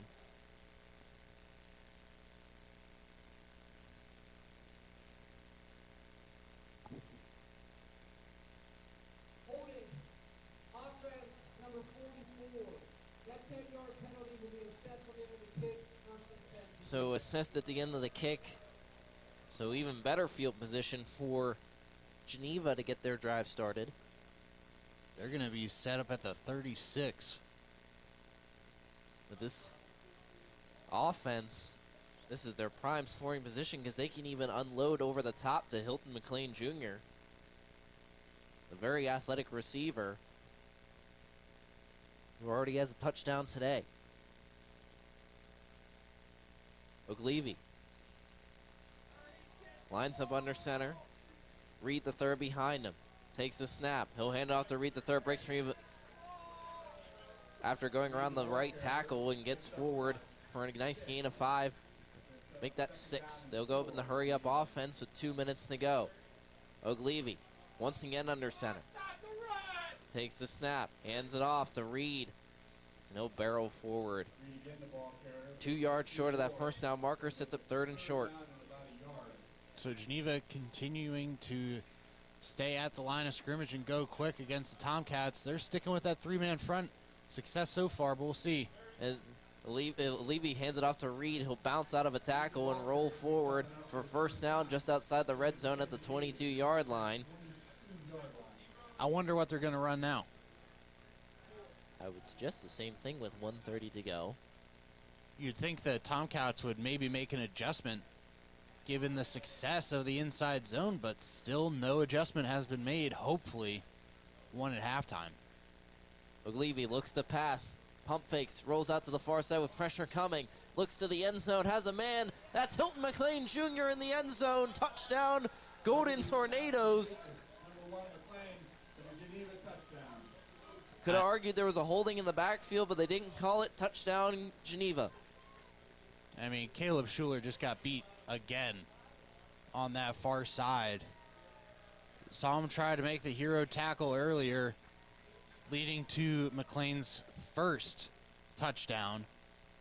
And he just got beat there to give him his second of the day. That one is way off the mark. 13-3, Tomcats trail, but still in this thing here on WXTC. This is John Robbins, the voice of Thiel College football, and you're listening to WXCC 88.1 FM, Greenville, Pennsylvania.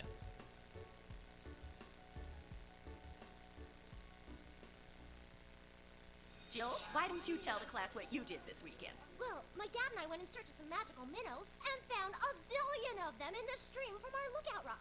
Then my sister and I escaped from an evil slug king and went back to my super twig fort for safety. Then we told stories till it got dark, and the Big Dipper led us all the way home. Where were you, Jill? We went to the forest. It's not that far away. Ask your parents to take you and your friends to the forest this week. It's closer than you think. Check out discovertheforest.org. Brought to you by the U.S. Forest Service and the Ad Council. John Robbins, Jonathan Koss, Evan Kanata back in the studio. 1:09 to go, 13-3. Geneva leads.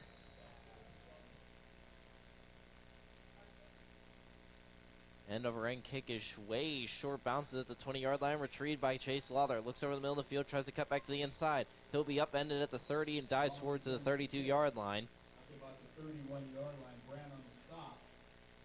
I don't know what the Tomcats have drawn up for the end of this half, but I sure hope that they find something on offense to take into halftime that's notable and encouraging for things to come in the second. 1st and 10 for the Tomcats, moving right to left. Joey Fell once again checks back in. 2 receivers either side. Plowed into the far side of Fell. Takes the snap, trots back, looks over the middle of the field, steps up in the pocket, unloads one as a flag flies, has a man, Jamar Jeter. That one falls incomplete. The flag is in the holding zone. I mean, Joey Fella just threw into double coverage to Jamar Jeter, who didn't even look like he was prepared to catch the football. So if that's any sign to come of, or sign of things to come, I should say, for the Tomcats, it's not very encouraging. Finally got to see a little bit of arm strength out of Fell. Personal foul, chalk block, offense number 61 and 79. 15-yard penalty, replay, first down. 15-yard penalty against the Tomcats on the chop block. Combination of Jaron Daniels and Zach Dillingham delivering that chop block. Shotgun formation for Fell. 2 receivers on the far side. No, make that 3. As I look through the stained glass window that's turned into. Throws it short over the middle of the field to Andy Plowd on a screen pass. Breaks free of a tackle as a flag flies. He's working around that far side and hauled out of bounds. But it might be another hold or blocking foul against the Tomcats. Most definitely seems like it's going to be something against the Tomcats yet again. Back them up even further, and the errors that we saw last game. Yep, a holding against the offense. The as I was mentioning, the errors that we saw in the last game that had so much detriment against this team are showing out in terrifying fashion in a game that should be much more competitive than it is. It's a trail by 10. I'm the Tomcats. I am running the ball for the next 3 downs and then throwing a punt. Yes, you heard me, throwing a punt. Just let Joey Fell throw in as far and as deep as he can, hoping that the Golden Tornadoes try to intercept it. Well, nonetheless, they'll kneel out the clock. That's also true. They only have 1 timeout left, does Geneva. They're just going to let it tick down, it appears.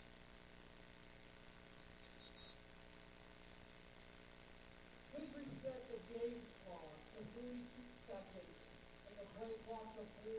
Those will start on my signal. Another game clock issue.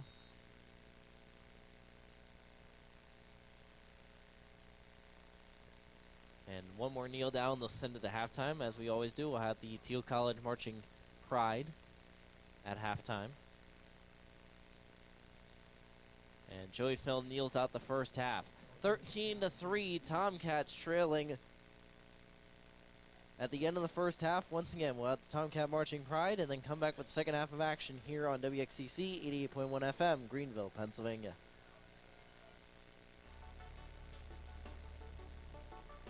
This is John Robbins, the voice of Thiel College football, and you're listening to WXCC 88.1 FM, Greenville, Pennsylvania.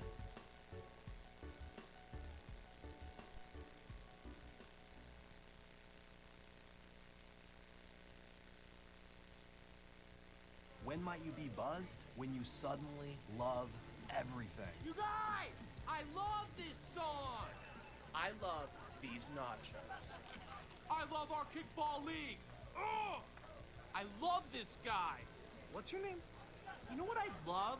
A ride when it's time to head out. If you see a buzzed warning sign, call for a ride when it's time to go home. Buzz driving is drunk driving. A message from NHTSA and the Ad Council. I love your car. Is this real leather? Yes. Wilson, did you say my name? I said my phone. Ladies and gentlemen, welcome to today's halftime show brought to you by the 2023 Thiel Tomcat Marching Pride. Today we plan to take you on a musical journey of the British rock band The Beatles. We open our show Magical Mystery Tour in A Hard Day's Night.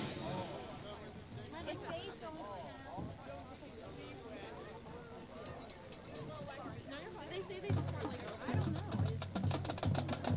Awesome.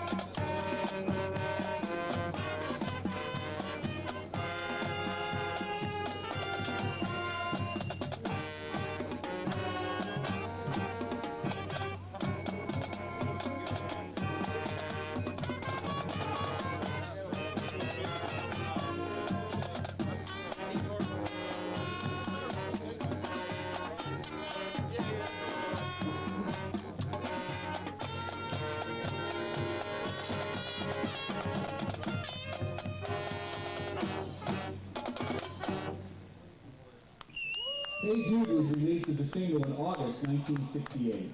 Its 9-week run at number 1 on the Billboard Hot 100 tied the all-time record in 1968 for the longest run at the top of the U.S. charts. It has sold approximately 8 million copies and is included on music critics' list of the greatest songs of all time. Today we feature our trumpet soloist Nova Furster on Hey Jude.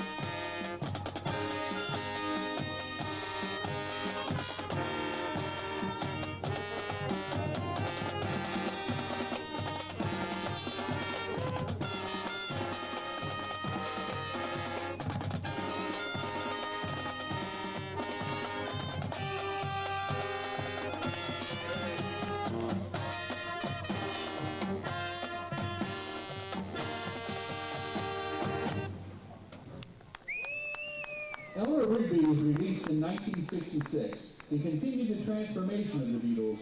Ray Charles recorded a version that was released as a single in 1968 and peaked at number 35 on the Billboard Hot 100. Aretha Franklin's version of Eleanor Rigby charted at number 17 on the Billboard Hot 100 in December 1969.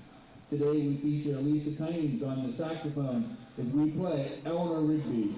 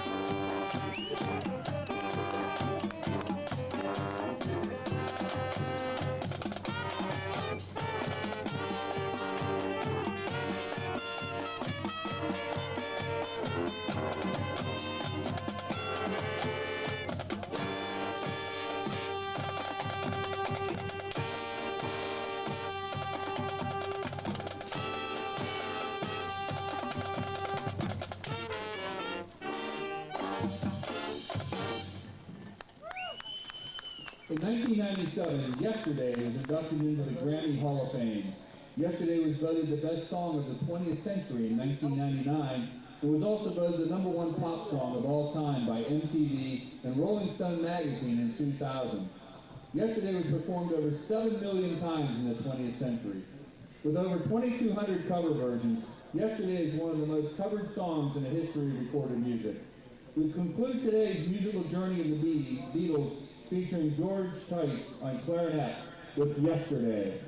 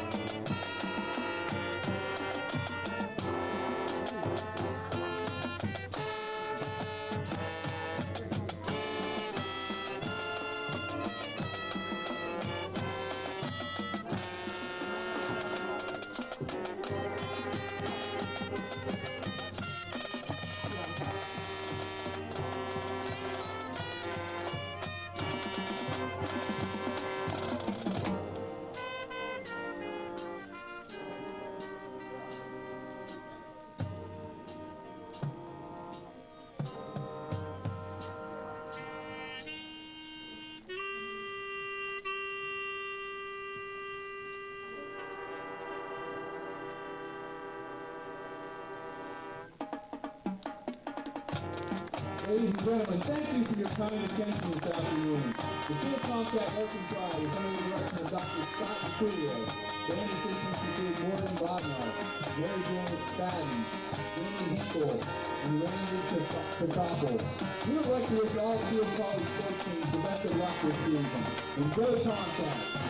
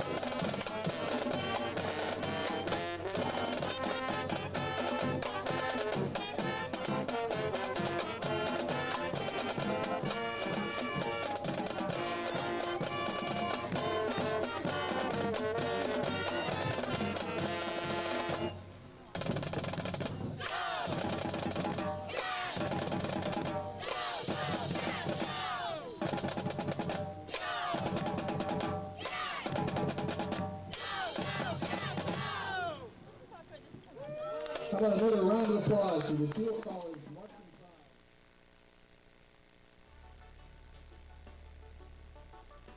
This is John Robbins, the voice of Thiel College football, and you're listening to WXCC 88.1 FM, Greenville, Pennsylvania.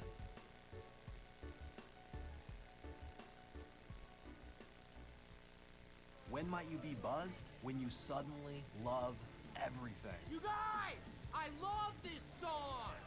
I love these nachos. I love our kickball league. Ugh! I love this guy. What's your name? You know what I'd love?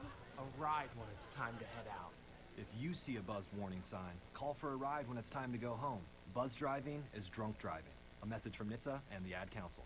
I love your car. Is this real leather? Okay, forest animals, kids are coming to the forest, and it's up to us to make their visit a good one. Sparrow, have you practiced the most popular bird songs for the year? Of course. Catchy. I like it. River, how's the temperature? It's a refreshing 52 degrees, man. I love it. Turtle. He's not here yet, man. He's late every morning. Okay. Squirrel. The forest has been preparing just for you. To learn more about cool things to do in the forest, visit discovertheforest.org. Brought to you by the U.S. Forest Service and the Ad Council.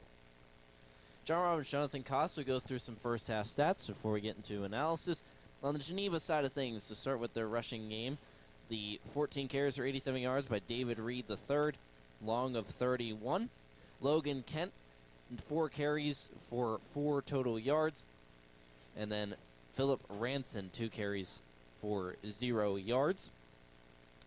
Oglevy, he was 5 for 9 with 2 interceptions for 82 yards, but also equaled it out with 2 touchdown passes. We'll get to those in a minute. Receiving, Hilton McLean Jr. had 4 targets, 3 catches, 66 yards, and 2 touchdowns. And then looking at the defensive stats, Luke Blasco has 9 total tackles already just through the first half. 5 unassisted, 4 assisted. Gabe Trexler, Payne Brereton have 4 tackles apiece, and Derek Sneed has 3. Going to the Thiel side of things, Joey Fell, 7 carries for 28 yards. Jordan Collier, 3 carries for 15. And then Andy Plowden, 5 carries for 6 yards. Passing 5 for 8 for Joey Fell for 49 yards. Scott Oliver 0 for 3. Chase Lawler, 2 targets, 1 catch for 24 yards. Blake Jessup, 2 targets, 1 catch for 14 yards. Jordan Collier and Jamar Jeter each have 1 target for 1 catch for 6 yards. And then for the tackles, Darnell Jordan, 6 total tackles. Randall Miller with 5. Donovan Blue and Jared Criscio each with 3. To the scoring plays, Lefkowitz, the 37-yard field goal, put the Tomcats ahead 3-0. Geneva responded with Hilton McLean pass from a catch from Levy for a 33-yard touchdown. And then once again, it was Hilton McLean with a 22-yard pass from Oglevy to put them up 13-3. The kick was missed on that second point after attempt for the Geneva Golden Tornadoes. Now, Koss, we'll start with you. I'll come back around. What do you think are the needs for the Tomcats going into the second half, stopping the triple option attack from the Golden Tornadoes? I think the Tomcats need to get out of their 3-man front on the defensive side of things as soon as possible. The reason I believe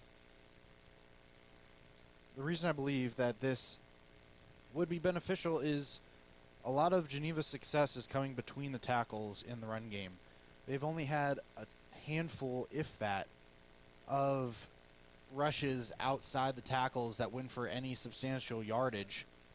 So if the Tomcats want to stop the Geneva run game, I think it starts up front. They need to bring in a 4th lineman, preferably a defensive tackle, to clog up that middle between the guards and allow that their linebackers, specifically Jared Curcio and Jalen Rose, who goes between defensive line and linebacker, depending on the formation, to make those plays. I think if they're able to do that, they're going to have a lot of success against this Geneva rushing attack that has been so successful. And like you talked about with Reed, he's gone for 14 rushes for 87 yards with a long of 31. That doesn't happen if you have 4 down linemen, and if it does, it's a lot harder to get that. So I think that starts up front. And then on the offensive side of the ball for the Tomcats, they need to get a push. They need to stop going to the option. This defense sees options all the time throughout the week in practice. If they're going to see any success on the offensive side of the football, now that the skies have cleared a little bit, it's going to be through short passes, and it's going to be through outside runs and screen plays. So with that long-winded response, Robbins, it's up to you now. Yeah, I agree with the 4 down linemen, and around the outside, unlike in past years against Geneva, they actually can match that outside speed now with their linebacker core and defensive backs. And the past game, I mean, you just got to deal with it as best you can. Levy has a, I hate to say, shockingly good arm for an option team that recruits, guys that just want to run the football. And they have that dangerous threat. You just got to have some safety help over the top. But besides that, you just got to kind of deal with it and just plug up that middle.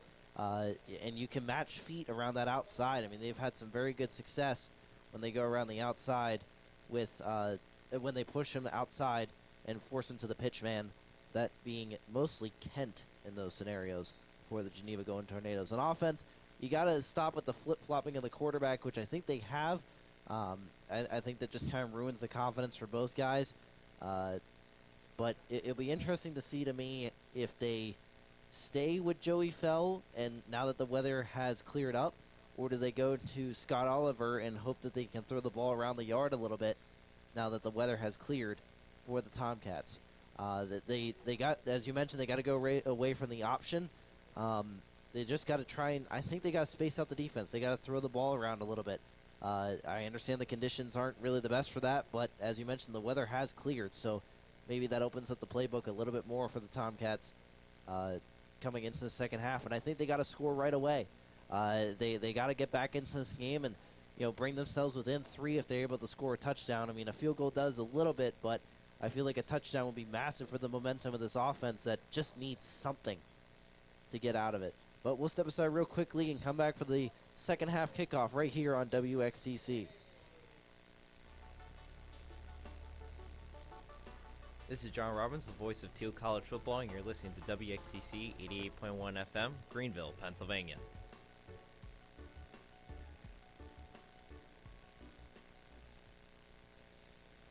Welcome back, John Robbins, Jonathan Koss. Fresh 15 for the third quarter, 30 minutes to go here at Alumni Stadium. Tomcats trail 13-3 against the Geneva Golden Tornadoes and their triple option offense that has been their mainstay since 2016 when they switched to it. Under longtime head coach of the Geneva Golden Tornadoes, coaching over 20-plus seasons down in Beaver Falls, Gino DeMarco. I think that 31 years, 159 and 151 is the Golden Tornadoes head man.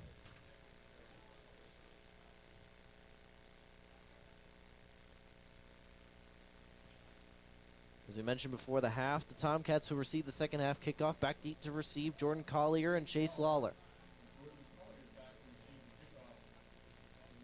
Geneva kicking left to right, so the Tomcats will be going right to left, pending any turnovers on the kickoff, which has been a problem at times for the special teams unit. Ryan Rietler. End over end kick to the near side. Lawler has to run forward to it, gets it at the 20-yard line, cuts to the outside, works his way back in, and is wrapped up just past the 30-yard line. As he's a little extracurriculars after the play, they just give him a warning to both teams and split them up. I would like to see Chase Lawler be a little bit more explosive on the kick returns. He's just kind of going up the middle of the field, given what the kickoff team's giving him.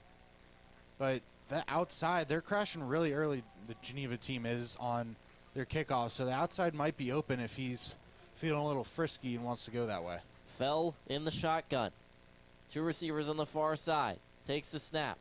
Hands off to Collier. Jump cuts to the outside. Finds a little bit of room in the middle of the field and is dropped down on the far side hash just past the 40-yard line.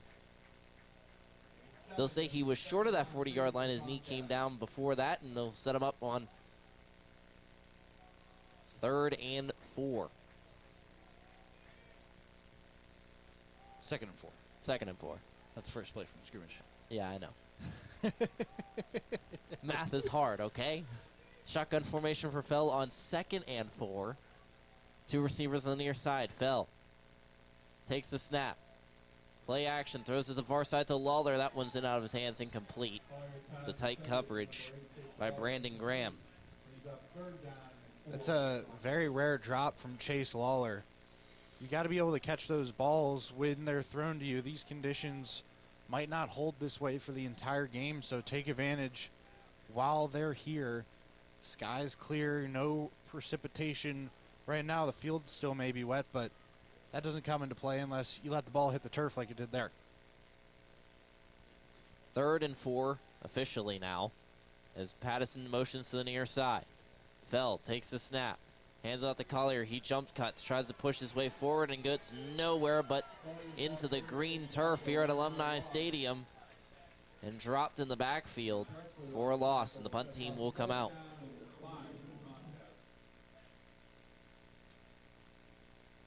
Well, Tomcats need points coming out of the half, and doesn't look like they're going to get any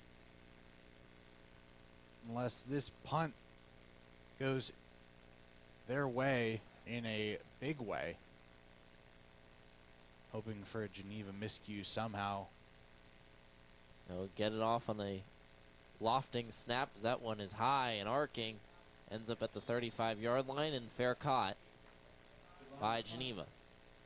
The freshman returner Landon Smith underneath it. 1st and 10 for the Golden Tornadoes at their own 35-yard line, moving left to right in this 3rd quarter.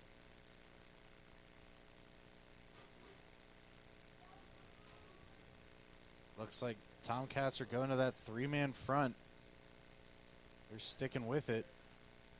Not sure how I feel about that, as Geneva's had so much success running between the tackles. Well, now they show their outside linebackers as more pass rushers in this scenario. Reed will not get the handoff as the Levy will break free of a tackle, spins forward and gets the first down and a lot more after selling the initial handoff perfectly and gets around the outside. That's what happens when you give up the middle of the field to the fullback dive. Ogilvy just tucks it under his arm and takes off upfield himself for the first down. Levy will hand it off to Reed the 3rd, and for what feels like the first time today, he'll be stopped at the line of scrimmage. Sets up 2nd and 10. It does seem like the Tomcats are keying off Reed on the defensive side of the football. Ogilvy, he does have the ability to run the football, as we saw, not this past play, but the previous one. He has taken off a handful of times for them so far, but nothing notable other than that last play. So good by the Tomcats to key off a Reed. Double wing back set for this triple option formation. They send Kent in motion. They'll hand it off to Reed the 3rd. He was undercut by Thomas Wilson. And they'll only get a gain of 1, sets up 3rd and 9. A big stop here potentially for the Tomcats as they sub in Jordan Volpe. It looks like they're bringing a 4th defensive lineman with Jalen Rose on that far side. So it will be a 4-man front for the Tomcats. Under center, Oglivie. Double wingback set once again, sends Kent in motion, takes a snap, trots back, looks to throw as a man on the near side, and that one will be caught, but he will be wrapped down at the first down marker. And that will be a 1st and 10, just enough for the Geneva Golden Tornadoes. Hauled in by Luke Crumbacker, the junior receiver from North Lima, Ohio. Yeah, Geneva is just so good at those timing routes. They've had so much success with them today, and just another one there. Takes the snap, hands out to Reed the 3rd. He'll break through the initial line, but is wrapped down as Chad Morningstar hopped on his back and went for a ride and prevented a longer gain, but finished off by the linebacking core of the Tomcats. The Tomcats need to stick with that 4-man front. They're back to the 3-man with Morningstar, Faber, and Jalen Rose out there right now. No sign of Jordan Volpe as he came off the field after that 3rd down. Under center, Oglivie. They send Kent in motion. He'll hand it off to Reed the 3rd, who barrels his way forward, and once again he imposes his will in the Tomcat defense for a nice gain. Sets up 3rd and short. He just lowers his head and powers his way for a handful of yards every time. It's nothing impressive, but it's effective. great job by the Geneva coaching staff to stick with their scheme and design a scheme that works just so effectively against this Tomcat defense. Philip Ranson now in at fullback. They send Kent in motion. He'll hand it off up the middle of the field, and he'll break free of the first tackle, spins forward into the linebacking core. They'll blow the play dead at the 35-yard line. So 4th and inches, and looks like we'll get some power football here as they hustle underneath center. The backup quarterback in as they look to draw the quarterback sneak, and they will as the flag flies. False start against Geneva, and that will back them up. Still 4-down territory if you are Geneva, but they brought in, interestingly enough, Darren Myers, who's listed as a backup quarterback and the backup tight end on that quarterback sneak play. But they have 4th and 6, and they will go for it.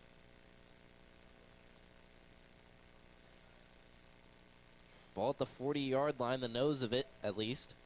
As they line up under center, O'Leary has Kent to his near side as a wing back. Behind him is Reed III. He'll look to pass, has pressure coming, throws it over the middle of the field, has a man, he'll catch it and be at the line of scrimmage. He'll push forward and lean to the first down marker and get a gain of an extra 2 past that first down marker. 1st and 10 for Geneva. That catch was by Jared Ozias. You just subbed in after the penalty, and they're going right to him all along. They hand off to Reed III, it bounces off a couple tacklers and finally finished off by Randall Miller. As Geneva finally finding the stride that they normally do with the triple option, it seems, against Thiel every single year. If you go back and look at the film of the teams that have beaten Geneva this season, a common theme would be more than a 3-man front on almost all snaps, and the Tomcats just refusing to go to it. Under center, O'Leary has pressure coming, rolls out to the far side, throws it on the run. That one bounces off the shoulder of his receiver, but he'll haul in and after the juggled catch. The Tomcats... Logan Kent on that one. Go ahead. My apologies. The Tomcats, they're bringing pressure with the outside linebackers, but that's not what they need in this situation. They need more beef in the middle. They need some big boys to clog up the middle of the field where Reed has had so much success on his runs. O'Leary on 3rd down hands it up to the old reliable Reed III, and he'll barrel forward and easily get the first down. He could have just leaned across the line. He was big enough to get there.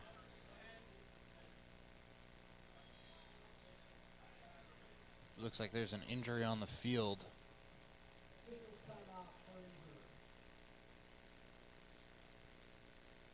They help him up off the field, so we'll stay here. 7:58 to go. 3rd quarter. John Roberts, Jonathan Koss, Evan Kanata back in the studio. Geneva just imposing their will.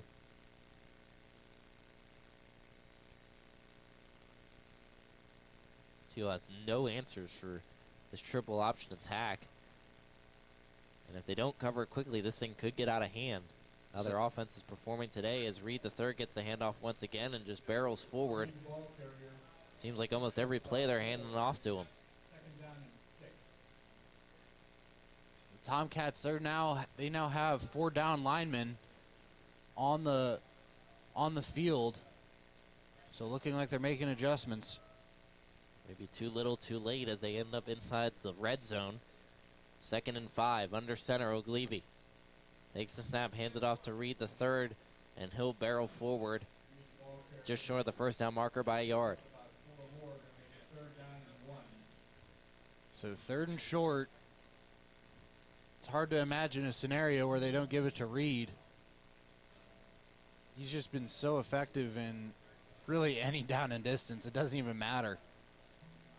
The front 5 or 6, depending on the formation for Geneva, has just been so effective at getting a push.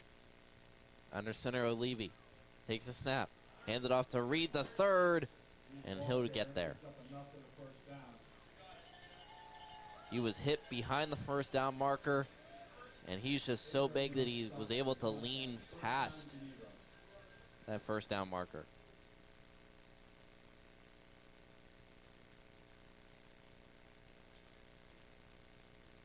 I wish I could give some more insight on that, but it's just dominance by Reed today. 4 down linemen for the Tomcats. O'Leary hands it off. Gain of 2. And this is what triple option football truly is, ladies and gentlemen. It's just 2, 4, 2, 4, 4, 6, 30 in your gains. And we just crossed the 6-minute mark of this third quarter. So the time of possession has been there for Geneva. They're just gradually moving down the field, and Thiel has nothing. Hands it off at the middle of the field, and he'll be dropped. There's still a gain of 3, so sits up third and medium. The distance you want as a triple option offense is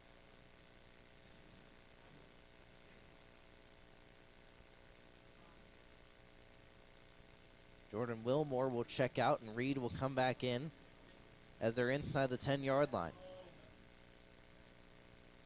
4 down, no, make that 3-man front for the Tomcats. And once again, handed off Reed the third, and he'll be dropped after a gain of 1. Sets up 4th and short. We'll see what the Golden Tornadoes do here, and it appears to be the kick team coming out.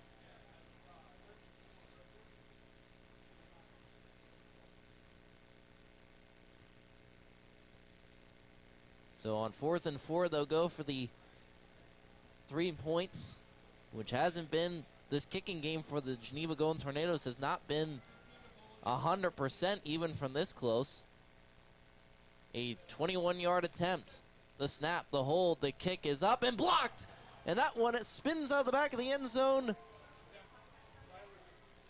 No good. So the Tomcats still in this one with 4:23 to go. But I believe with just how much this Geneva offense can bleed the clock, they need a touchdown here. Yeah, a field goal does you absolutely no good on this drive if you're the Tomcats. You need a touchdown, and you need an extended offensive drive more than just 3 plays and punt the football. You need points. Preferably a touchdown, but like I said, that's not been a given. The Tomcats have not found any sort of answer for their offensive struggles so far. 1st and 10 for the Tomcats. Donnie Pattison in at quarterback. Takes the snap, will tuck it under his arm. Tries to cut inside between the guard and the tackle, and all he meets is a group of white jerseys and brought down for a loss, at least according to the far side line judge. I'm all for the Donnie Pattison sneak at quarterback, but you need to give Geneva something to keep them honest. I mean, the Tomcats have barely passed the football today, so if you're Geneva, you got to just assume that they're going to run it and play to that. Donnie Pattison doesn't possess a passing threat. As Joey Phil cuts to the outside, finds a lot of room, has Green in front of him, cuts back to the inside, gets the first down, a lot more, keeps pushing forward and is hauled out of bounds just before the 45-yard line of the Tomcats. So still on their side of the field, but a big gain from Joey Fell. Almost a carbon copy from the long touchdown run against Waynesburg of that play where they send out Andy Plowden in motion to the near side and freed up a ton of space on the far side of the field for him to work. Now lined up on the far side hash from the Tomcats. Shotgun for Joey Fell. Plowed into his far side, slot receiver being Jordan Collier with 2 receivers on the near side. Fell takes the snap, hands it off, Noah keep it himself. Breaks to the outside and he'll be hauled down at the line of scrimmage. Sets up 2nd and 10.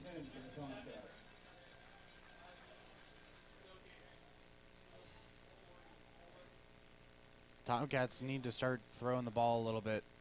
Yeah, they got success on the long Joey Fell run, and it gave them some breathing room as their back was to their own end zone. But you got to start throwing the ball. Give Geneva something to hold them accountable and make them at least think for an extra second whether or not you're going to run the football or not. Shotgun formation, 3 receivers on the near side, none on the far. Andy Plowden lines up to the near side of Fell. Play action, looks to the near side, steps up in the pocket, tucks under his arm, and leans forward. Only a gain of 1.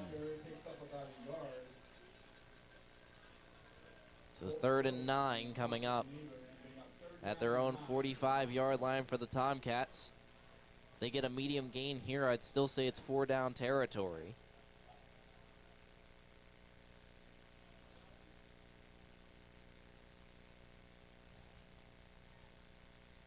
Fell receives the signals from the sidelines. Balance set, 2 receivers either side. Plowden to the near side of Fell. Sends a man in motion. He'll just shift Lawler in a little bit. Fell has time. Rolls out of the pocket. Steps up. Tries to find a little bit of room. Spins. Looks downfield. Unloads. Has a man. Is Chase Lawler. And that one's just overthrown. Incomplete. And the punt team comes out for the Tomcats. I appreciate the effort by Joey Feld there to keep his eyes downfield while evading potential tacklers in the backfield.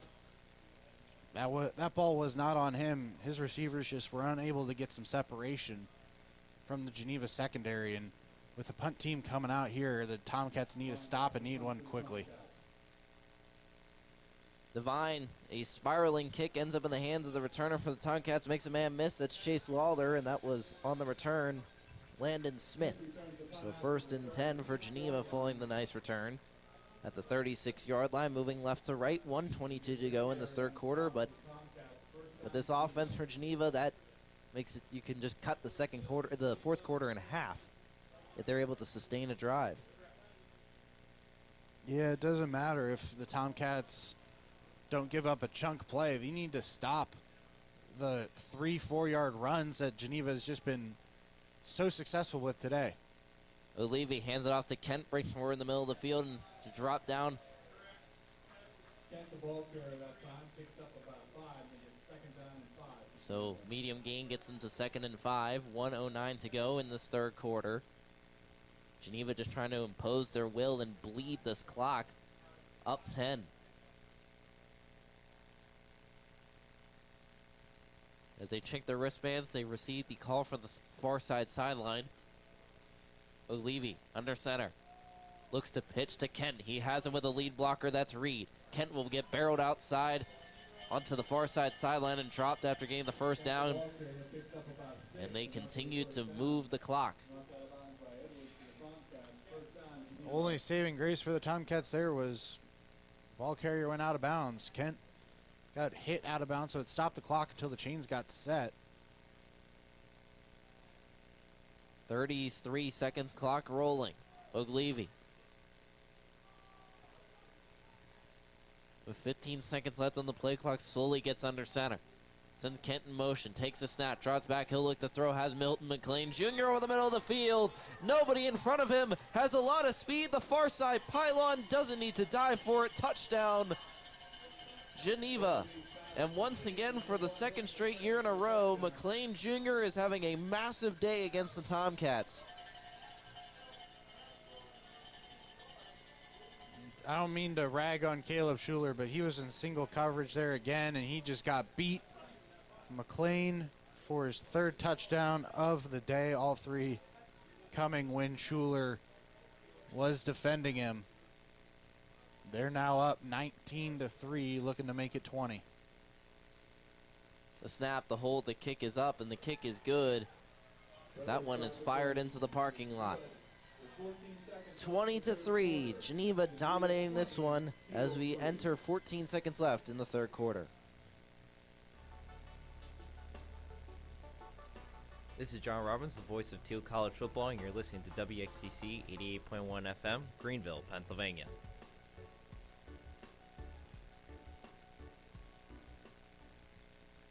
Jill, why don't you tell the class what you did this weekend? Well, my dad and I went in search of some magical minnows and found a zillion of them in the stream from our lookout rock. Then my sister and I escaped from an evil slug king and went back to my super twig fort for safety.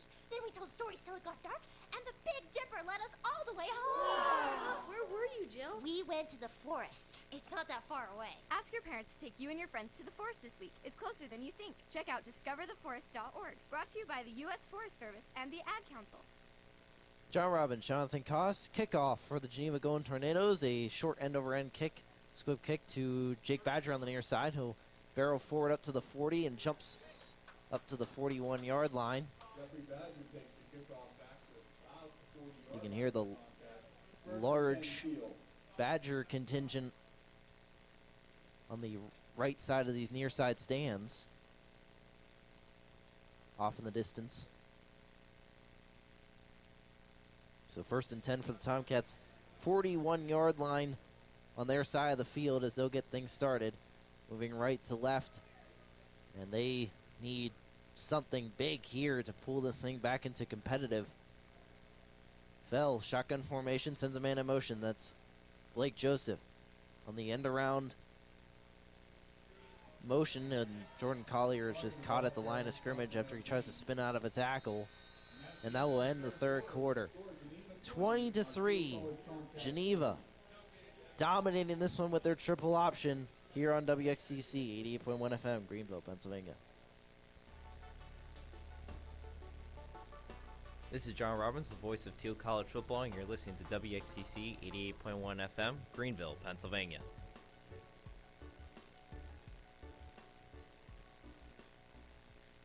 When might you be buzzed? When you suddenly love everything. You guys, I love this song. I love these nachos. I love our kickball league. Ugh! I love this guy. What's your name? You know what I'd love? A ride when it's time to head out. If you see a buzzed warning sign, call for a ride when it's time to go home. Buzz driving is drunk driving. A message from NHTSA and the Ad Council. I love your car. Is this real leather? John Robbins, Jonathan Koss. The final quarter of play between Thiel and Geneva. Geneva leads 20-3. Fell, shotgun formation. Sends a man in motion, that's Lawler. Takes the snap, hands it off. Has a lot of room on the jet sweep and a couple blockers. Breaks free with tackle, has some room. Green in front of him. Has a man trailing him, and he's hauled out of bounds inside the 15-yard line. The big play the Tomcats needed from Chase Lawler. That sets them up inside the red zone with a scoring opportunity to potentially bring this one back to one possession. Well, still within two possessions, within 10 points of Geneva.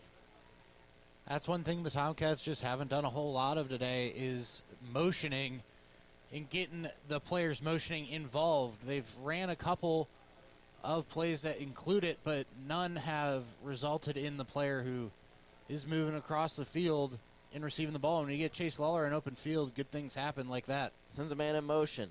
He'll keep it on the read option on the sweep. He tries to reverse field, and he does. Has a couple blockers. Looks to the near side pylon. He's just short of the end zone, and they'll hustle back to the line. They'll say he was down at the 3, as he was aiming for that near side pylon, moving left to right in this fourth quarter. So looking at the concession stand side of the Alumni Stadium, if you're familiar with Thiel's home setup, shotgun formation. Collier to the far side. Fell. Takes the snap. Hands it on the reverse play to Jamar Jeter. There's a man in the backfield. Nice block by Joey Fell. Jeter to the far side pylon. Just short. An excellent play call there on the reverse, and what a block by Joey Fell to have to go against the much larger Payne Brereton. I would say almost quadruple the size as they go to the tush-push formation. Under center, Fell. Takes the snap. Gets the push, and it looks like he didn't get there. But hard to see from this angle as he leaped over the pile.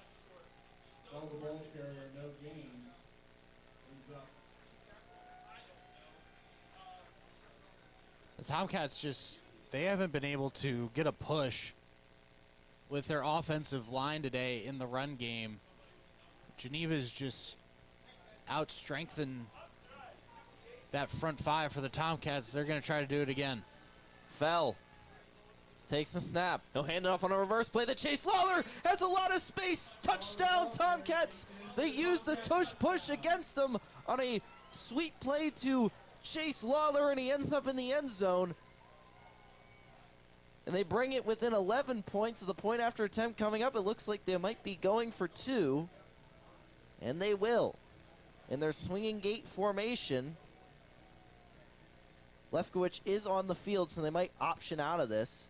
So they will. So Lefkowich will come back and kick the extra point. They just didn't have the look that they wanted to see on the 2-point attempt that they've been trying to do all year.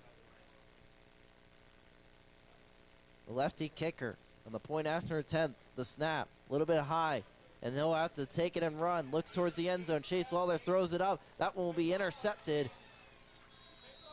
Just a high snap, unable to do anything with it. Lawler just tried to make a play happen, and he throws an interception. So 20-9, Tomcats trail Geneva. They need a big stop and a couple more scores before they can pull ahead, but with 9:46 to go with this option offense, they won't see many more possessions, if any. Yeah, they need to stop quick. And being down 11, you now need at least you need a touchdown and a 2-point and then a field goal or 2 touchdowns to take the lead or tie. So Tomcats have their work cut out for them with just under 13 minutes here in the fourth. They need to find a way to stop this triple option for Geneva. And I think it comes with taking away that middle of the field, because you know Geneva's just going to try to run out the rest of this clock. Lefkowich kicking left to right. Pulling the touchdown from the Tomcats. A end-over-end kick to the near side. Bounces inbounds and rolls into the end zone. A touchback by centimeters, it feels like, at least from our angle. So 1st and 10 for Geneva at the 25-yard line. Moving right to left. They have 75 yards and 12 minutes and 46 seconds to burn a ton of clock.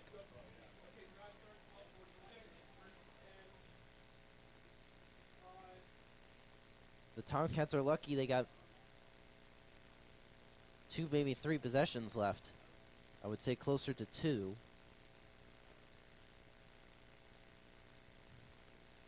So under center, O'Leary. 2 receivers on the near side, send the man in motion. That's Kent. He'll keep it himself, looks for the pitch man. He'll cut up field and only get a gain of 1.5 yards on 1st down. I will give the Tomcats credit. Although they are, or at least it appears that they're keying off a read, they have guys that are doing their job to bring him down, and then others staying home to account for that option that we've seen between Ogilvy and Reed, and then also between them and Kent. Under center, O'Leary. Takes a snap, drops back to throw, finds a man on the far side. That one will be hauled in for a catch. He was met immediately on that far side, brought in by Myers. 3rd and short. Tomcats need a stop here if they don't want more clock to be bled off. But a perfect scenario if you're the Golden Tornadoes is what this offense is built for. Under center, O'Leary. He'll hand it off to Reed the 3rd, and he'll be stopped just short of the 1st down marker. Sits up 4th and mere inches. Picked up about 1 yard. Looks like it's going to be 4th down for Geneva. And the offense stays on the field. A huge opportunity for the Tomcats that they can finally impose their will. They go into the short yardage package. He'll lean forward, and Myers will get there with ease. They're going to call that 1st and 10 on the extension from Myers. He's a little bit taller than Ogilvy. and just able to extend himself a little bit further than Ogilvy might have to get that first down yardage. It wasn't by much, but sometimes in football, all you need is an inch. Ogilvy lines up under center. Reed, the third, behind him. Sends Kent in motion. Pitches it out to him on the power option play as he looks around to get to the outside, and he'll be hauled down by Clark. Another major injury that I'm shocked I didn't mention earlier was Donnell Thomas also being out, the D2 transfer. But luckily, after this game, the Tomcats do have a bye week.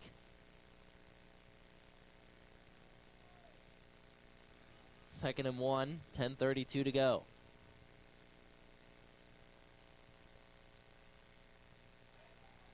McLeavy looks to the far sideline, continues to receive signals with 10 seconds left on the play clock.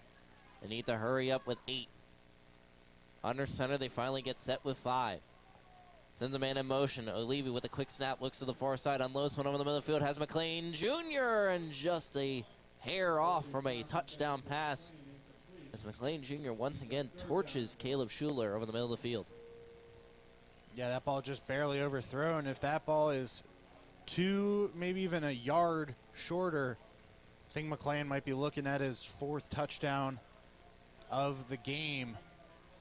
Third and short, O'Leary under center. They send a man in motion. They'll hand out to Reed the third, and that's just power football once again as they'll get to the 49-yard line and a 1st and 10 for the Golden Tornadoes with 10:04 to go, and they continue to bleed the clock on the Tomcats.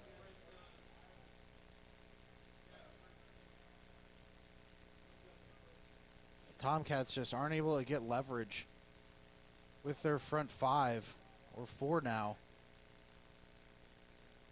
Under center, O'Leary flips it on the power pitch to Ken as a flag flies. Has a lot of space around the outside, and he'll be pushed out of bounds by Dane Jordan, but this one might be coming back. This could be the best thing for the Tomcats. And it does go against the Golden Tornadoes. That penalty will be called on number 73, Travis Mullen. So 1st and 20 now. Could be a big break for the Tomcats because we haven't seen a whole lot of chunk plays other than the touchdowns. And I don't think Geneva's going to pass the ball.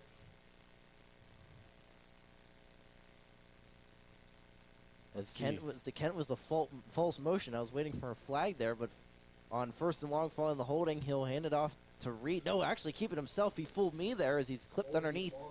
Still for a nice, decent chunk of yardage up to the 45-yard line. Looks like a gain of 6. Darnell Jordan hurt on the play. He pops back up. And Darnell Jordan is telling them to keep the game going, and he'll have to step out for a play. Darnell Jordan stayed on the ground for just a second or two too long, and the refs called that timeout.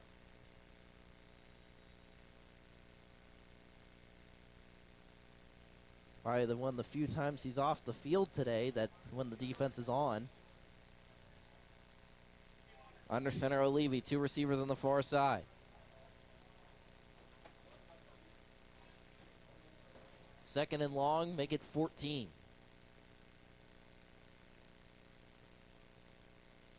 As they let the play clock bleed down under 15 seconds. He will hand off to Ross the third, and Reed the third, and he'll only get a gain of 2.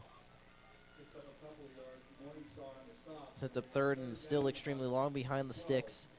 Couldn't see them open up the playbook to the passing game, although Hilton McLean Jr. is not on the field. I would be shocked if they throw the ball here. The senior receiver with 3 touchdowns already, but yeah, if he's not on the field, I'm shocked if they throw the ball. But then again, I've seen crazier things happen. 3rd and 12, 8:03 to go, under center, O'Leary. He'll look to pass, steps up in the pocket, throws him in the field, and has a man. That one falls incomplete in coverage, Darnell Jordan. Intended for Logan Kent as they look for a flag, but Darnell Jordan was just meeting him at the right time, so punt team coming out for the Golden Tornadoes. Darnell Jordan got there right in the nick of time, maybe a touch early, but we've seen in this game already, refs are a little lenient. That one's high and gets behind him. Has pressure coming and it'll be dropped down inside the 25-yard line. Prime position for the Tomcats to put this thing back in one possession. A field goal does make it a one-possession game. Tomcats could get a quick score here and make this a very interesting football game if they're able to put 7 on the board within the next minute or two. Shotgun formation for Fell. 3 receivers on the near side. Andy plowed into his near side with Chase Lawler. One-on-one coverage on the far side of the formation. Takes the snap, drops back, looks to throw. Pressure coming, throws in a sidearm pass to Andy Plowden. Boy, he's blown up. Meeting him there was Gabe Trexler. He came flying in and blew out that place. It's a second and about a 10.5 yards. That one's half a yard behind the sticks. The issue with running a screenplay there is it took way too long to develop, and it gave Geneva plenty of time to adjust and realize what was going on. To the near side, Plowden, 3 receivers on the far side. Fell takes the snap, draws back, looks to throw, has a man. That one's bat out of the air, incomplete by Colton Hill, the freshman defensive end. Sets up 3rd and long. Tomcats need to go deep into the playbook. They got a big chunk play with the jet sweep to Chase Lawler. I'm looking for some more smoke and mirrors here to try to catch this Geneva team off balance, because they need to get inside the red zone here and even into their own, or into the Geneva 15 to get a first down. Shotgun formation, 2 receivers on the far side. Heavy set to the near side for Fell, takes the snap. Hands it off to Andy Plowden, who barrels his way forward up to the 20-yard line, 21 to be exact. 4th and 5 coming up. That was a play to set up, it appears, a 4th down play. They were doing that all along. So a big play coming up for the Tomcats. 4th and 6. Game basically on the line right here with the way that Geneva runs their offense.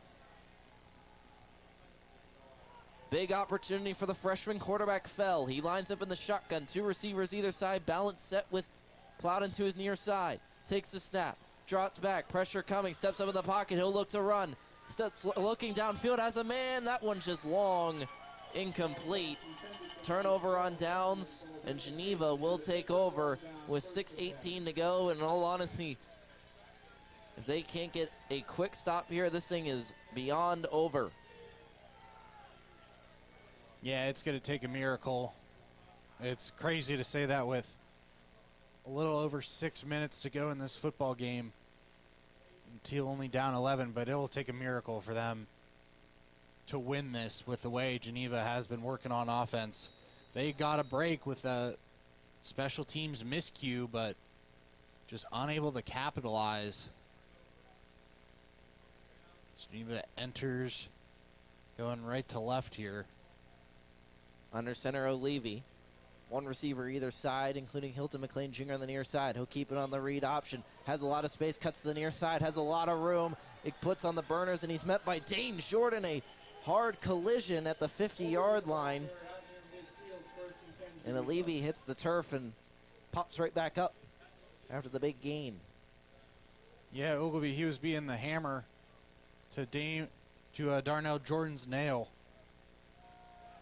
Just laying the boom on the senior leader of this defense.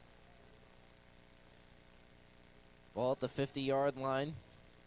So they're about to crack Tomcat territory. Reed behind Ogilvy.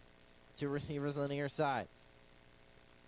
He will hand it off to the fullback, breaks free of a tackle, spins out of another, and is tripped up and falls into the arms of Tomcat defensive back Matt Jordan, a freshman.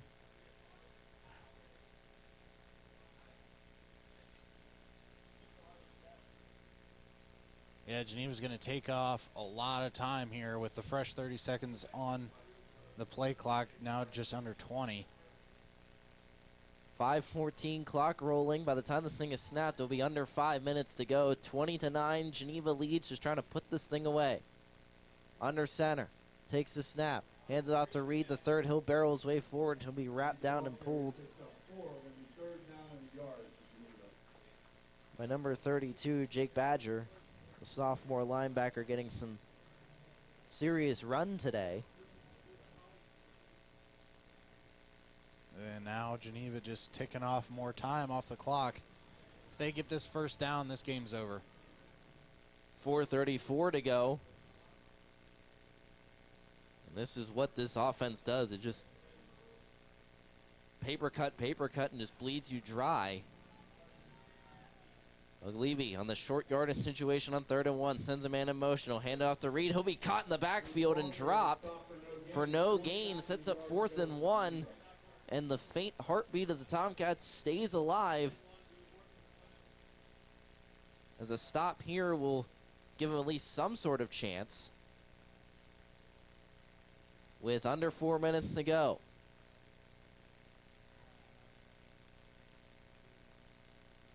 Fourth and a yard. And it looks like they'll just wait for the play clock to go all the way down, then blow a timeout. Or to set up 4th and short. And a timeout. 3:35 to go. Tomcats need a stop on 4th and 1, trailing 20-9 here on WXCC.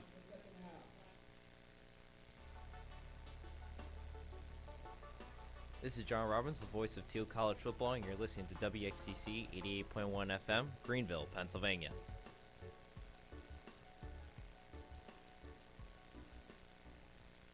When might you be buzzed? When you suddenly love everything. You guys, I love this song. I love these nachos. I love our kickball league. Ugh! I love this guy. What's your name? You know what I'd love? A ride when it's time to head out. If you see a buzzed warning sign, call for a ride when it's time to go home. Buzz driving is drunk driving. A message from NHTSA and the Ad Council. I love your car. Is this real leather? 4th and 1 coming up. Geneva, if they get it here, all more than likely will be able to run out the rest of this clock with the way they run their offense. Tomcats need a stop to have any sort of heartbeat and a quick score to stay alive in this one. Tomcats show 5 at the line with even more pressure behind them. Geneva shows quarterback sneak, and they make a man jump. They don't call it, and they'll quickly hand it off to Meyer. He didn't get it. He didn't get it. I'm shocked they didn't call the neutral zone infraction. Faber got back quick. Gotta assume that's reason. Yeah, good work for Faber, and he will waiting for the spot. And he's about a half a yard short. Turnover on downs. Tomcats take over, and they have the smallest breath of life.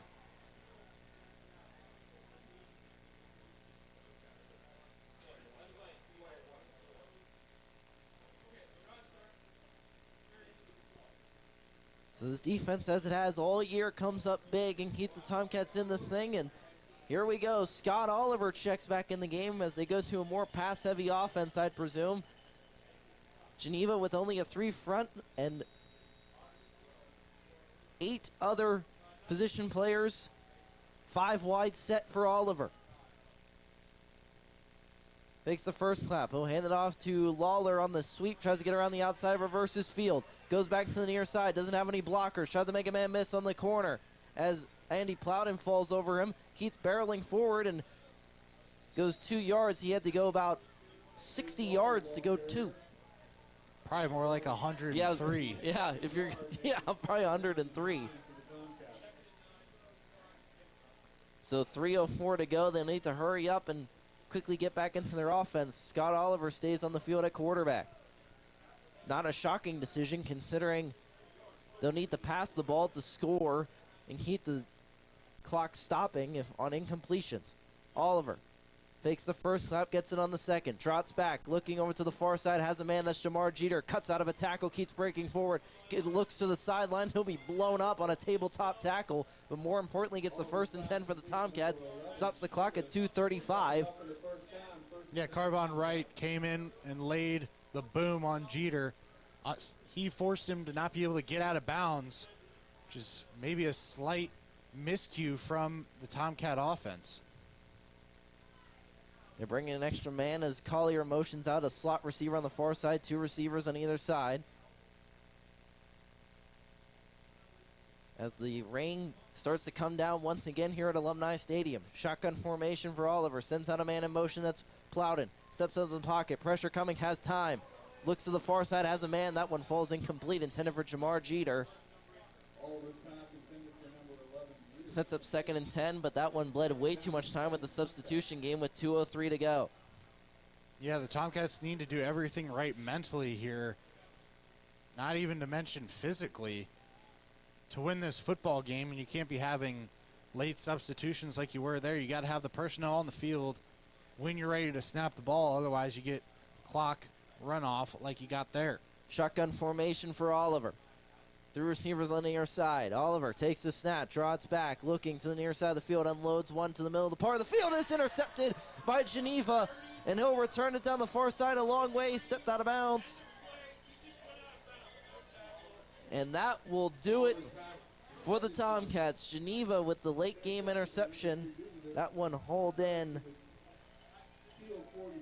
by Daniel Gusevich, the free safety.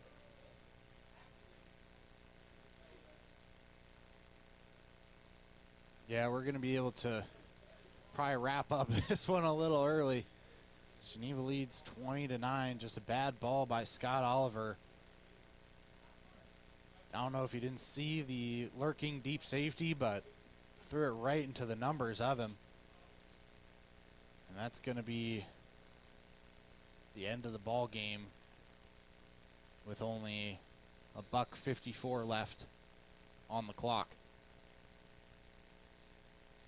2 timeouts. Sorry, all 3 timeouts for the Tomcats as Reed breaks free of a tackle, spins out of another, and reaches the 3rd level, gets the 1st down, and a lot more. He keeps traveling inside the 20-yard line, and that will do it.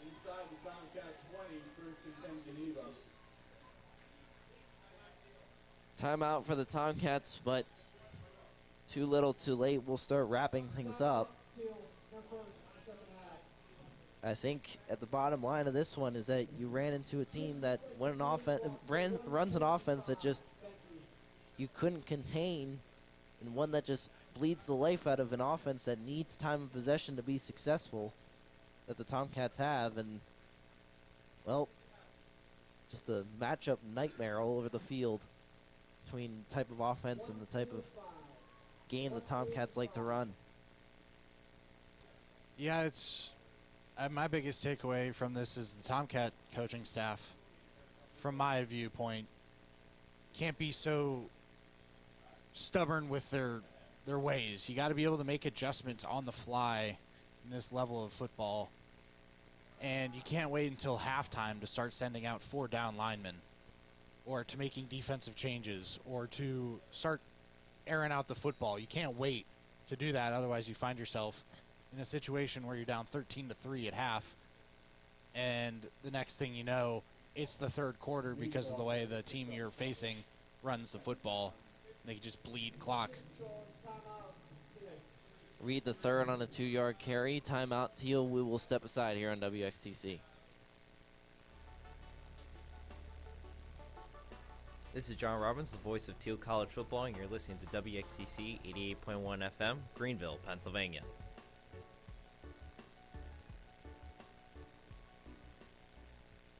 When might you be buzzed? When you suddenly love everything. You guys, I love this song. I love these nachos. I love our kickball league. Ugh! I love this guy. What's your name? You know what I'd love? A ride when it's time to head out. If you see a buzzed warning sign, call for a ride when it's time to go home. Buzz driving is drunk driving. A message from NHTSA and the Ad Council. I love your car. Is this real leather? O'Levy under center. Hands it off to Reed the third. He'll be stopped for a gain of 1. I presume another timeout for the Tomcats will stay here for this one. But just an overall tough game if you're a Tomcat fan. With 1:34 to go.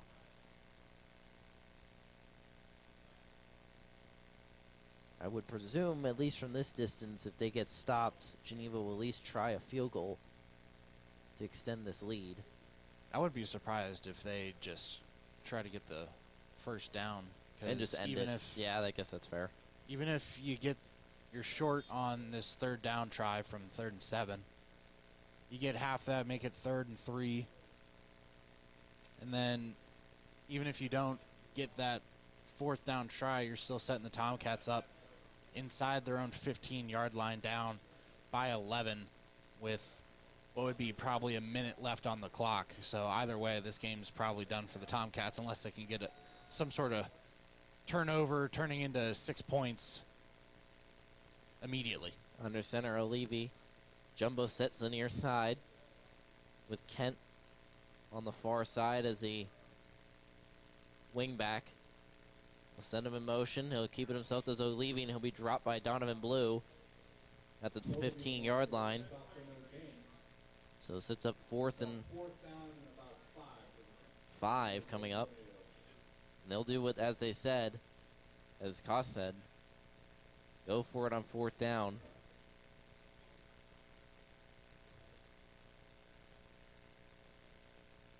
Wouldn't be surprised if Geneva waits, just calls a timeout here. Lets the clock bleed because it'll set up the Tomcats with 47 seconds left on the clock, if not less.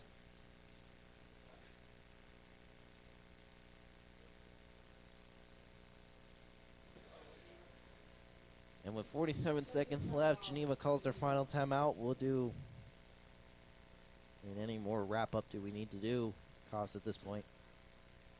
Well, now it's about getting guys healthy that might have been hurt in this game or coming into this game. Tomcats, as we've talked about, they got a bye. And over that bye, it's all about making adjustments on either personnel, getting guys back that weren't here, or just doing an overall evaluation, making sure your team is built for success for the rest of this season and to wrap it up. They've got some winnable games on the back half of this schedule, so it's all about buckling up your bootstraps and getting ready to get into the thick of it.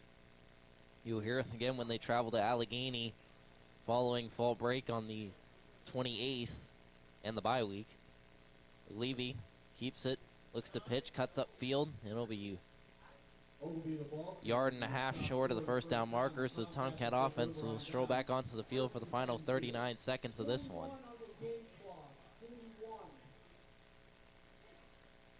Make that 41 seconds.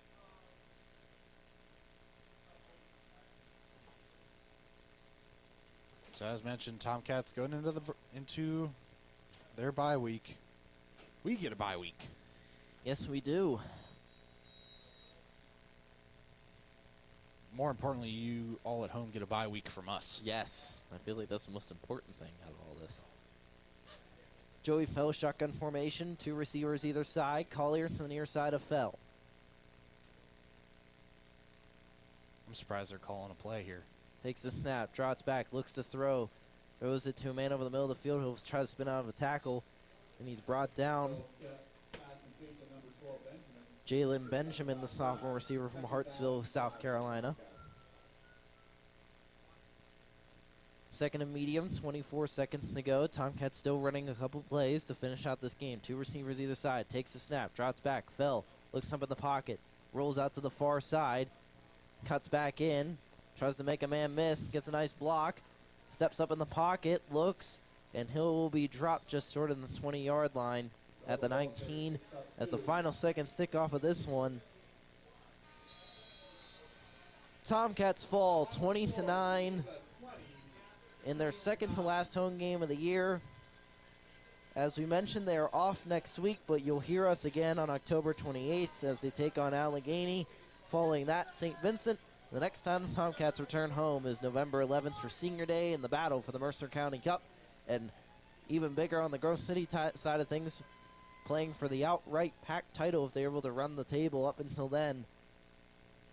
It's been Sean Robbins, Jonathan Koss, Evan Kanata back in the studio, Mackenzie Morrison directing TCTV.